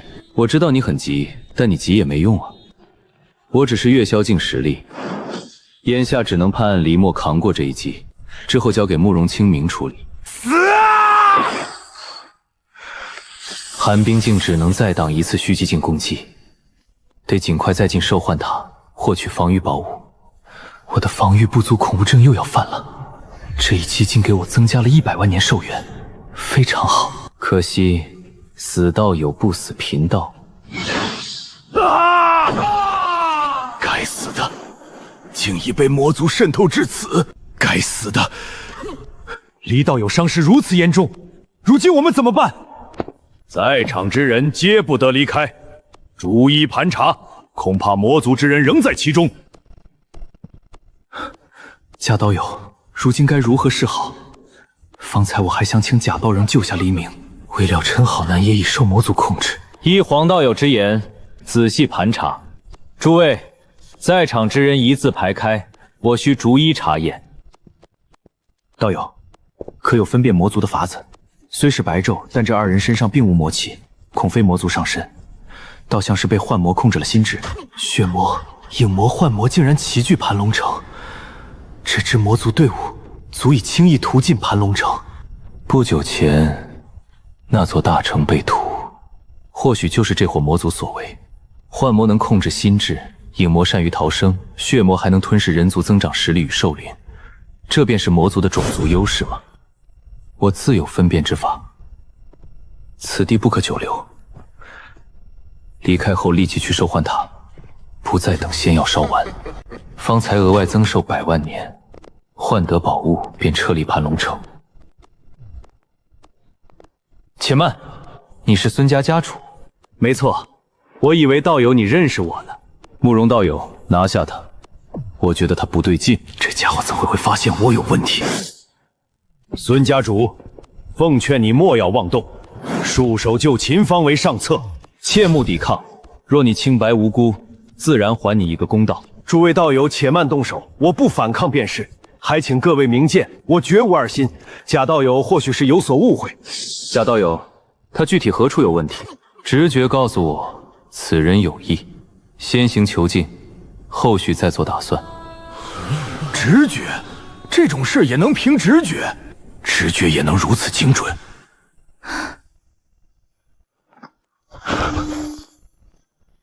这也算替黎明报了仇。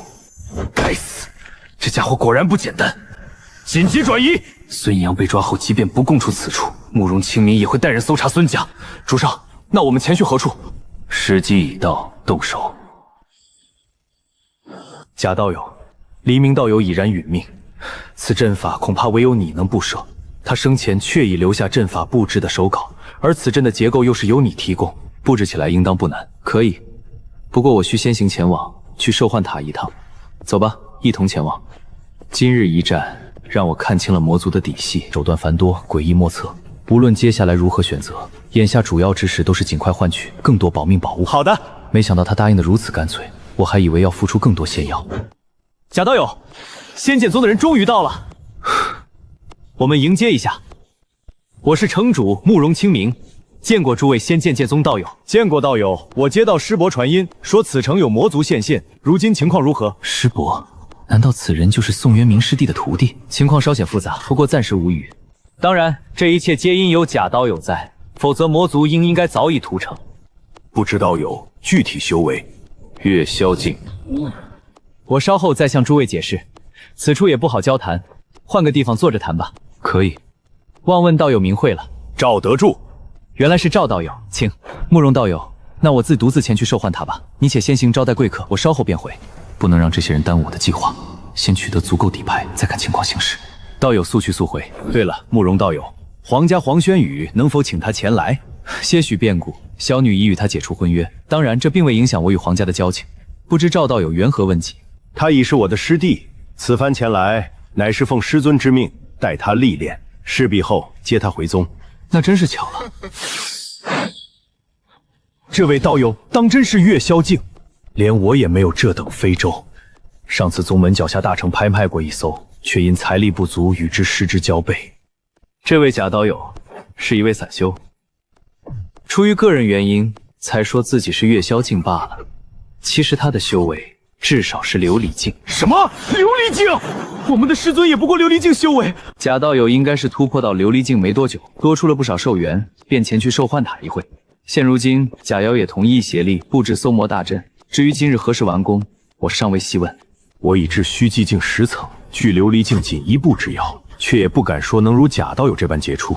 此人不过一介散修，无宗门扶持，却能发现真永福这般天才，并暗中栽培，实在不可小觑。若他真能布下搜魔大阵，必将为我人族大义做出不可磨灭的贡献。这魔可没少让宗门费心。正是如此，既然他说孙家家主有问题，那大概率是有问题了。待我等前去审问一番。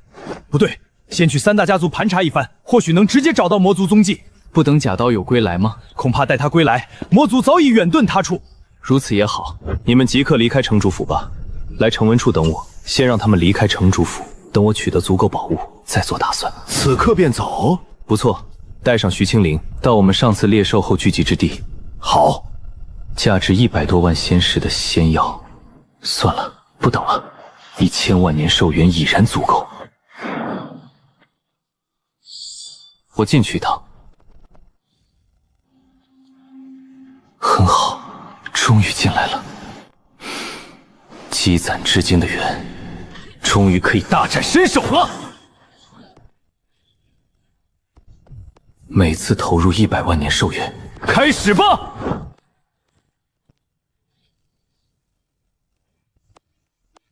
爽，这便是浑身是宝的感觉吗？10次兑换，件件皆是重宝。没想到这次运气如此之好。既然如此，便不急着离开盘龙城了。小小魔族，怎能让我轻易退走？魔族若能伤我一根毫毛，便算我输。等除掉魔族，还能继续在盘古城积攒寿元，待浑身都是仙6品绝等宝物，再前往陌生城市才更稳妥。安哥，下一步我们要去何处？仙剑宗那边吗？哪儿也不去，继续待在盘本城。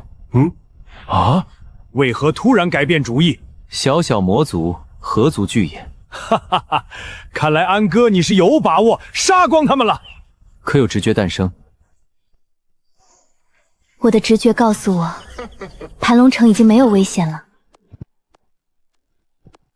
那便更妥当了。我有10足把握，又有徐清莹的精准直觉，谁来也别想让我陷入险境。稳了，走。回去。若他们真发现了魔族踪迹，顺势歼灭便是。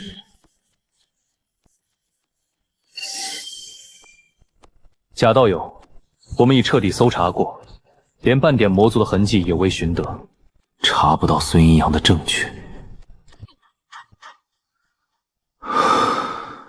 此次行动后，恐怕只能放人。难道孙阴阳真的未与魔勾结？自然，我并非质疑贾道友，只是如今毫无证据，难以继续怀疑孙阴阳。眼下魔族可能藏在盘寒城任何一处，他们一直未被发现，藏身之所定不易寻找。既然已查了3大家族，不如把各方势力都查一遍。此言甚是，理应如此。林家主以为如何？4位家主同时突破虚寂境，必有蹊跷。其他3人都有可疑之处，灵巫法会不会也有问题？可以，但我觉得贾道友行事似乎完全没有证据可言。继续这般下去，我们得多久？他越是主动配合，我越觉得有鬼。如今林不凡也要步孙阴阳的后尘。林家主所言极是，实在不行，我就不参与此次行动了。慕容道友，我先行回去修炼了。道友，我等还不清楚魔族情况，也不清楚他们实力如何，如今还需仰仗道友实力。诸位也想快速铲除魔族，这期间定然要触及各方利益，但相比于短期利益，长期利益才是重中之重，还望诸位多思考未来。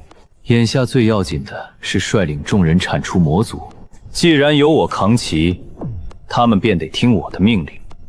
我能帮助他们快速找出并铲除魔族。赵道友所言极是，赵道友之言不无道理，那便按贾道友所说查下去吧。不过连魔族的一丝痕迹都未寻得，贾道友以为问题出在何处？魔族行事谨慎，但要找到他们在3大家族的藏身之所，也并非难事。若我就是白日会泄露魔气的魔族，藏之处大抵只有几个方向，他们或许会选择远离地面、人烟稀少之处，例如后山、禁地洞穴，甚至深埋地底，亦有可能藏身于宝物之中，或借助阵法掩饰身形，还有可能藏在水底、井底之类的地方。这些都是我的经验，若仍找不到，只能说明魔族更加谨慎，或另有诡异手段。不过，比我还谨慎的可能不大。贾道友所言甚是，我们便按此法排查，就从孙家开始。他说的有理，我们确实漏查了几处藏身之处。我在孙家地底之处发现了一处宫殿，且有魔族气息存在。看来孙家与魔族勾结一事，确凿无疑。方才质疑贾道友，实在是我的不是，只因我与孙家主向来交好，生怕他遭受冤屈，一时被个人情感所扰。无妨。对了，差点忘了告知诸位，我本身亦是阵法师，曾从黎明道友的手稿中学得布置搜魔大阵之法。若能再得500万仙石的仙药，定可布成此阵，使魔族无处遁形。没错，诸位若想快速荡除魔族，可能需要再费些仙药了。对了，贾道友，你布阵需要多久？6日之内便可成阵。如此神速，不愧是贾道友。其一，我还要多攒些寿元；其二，我也不想替这些人白干活。真敢对我动手，以我如今的手段，定让他们有来无回。魔族若敢来，便一抓一个准。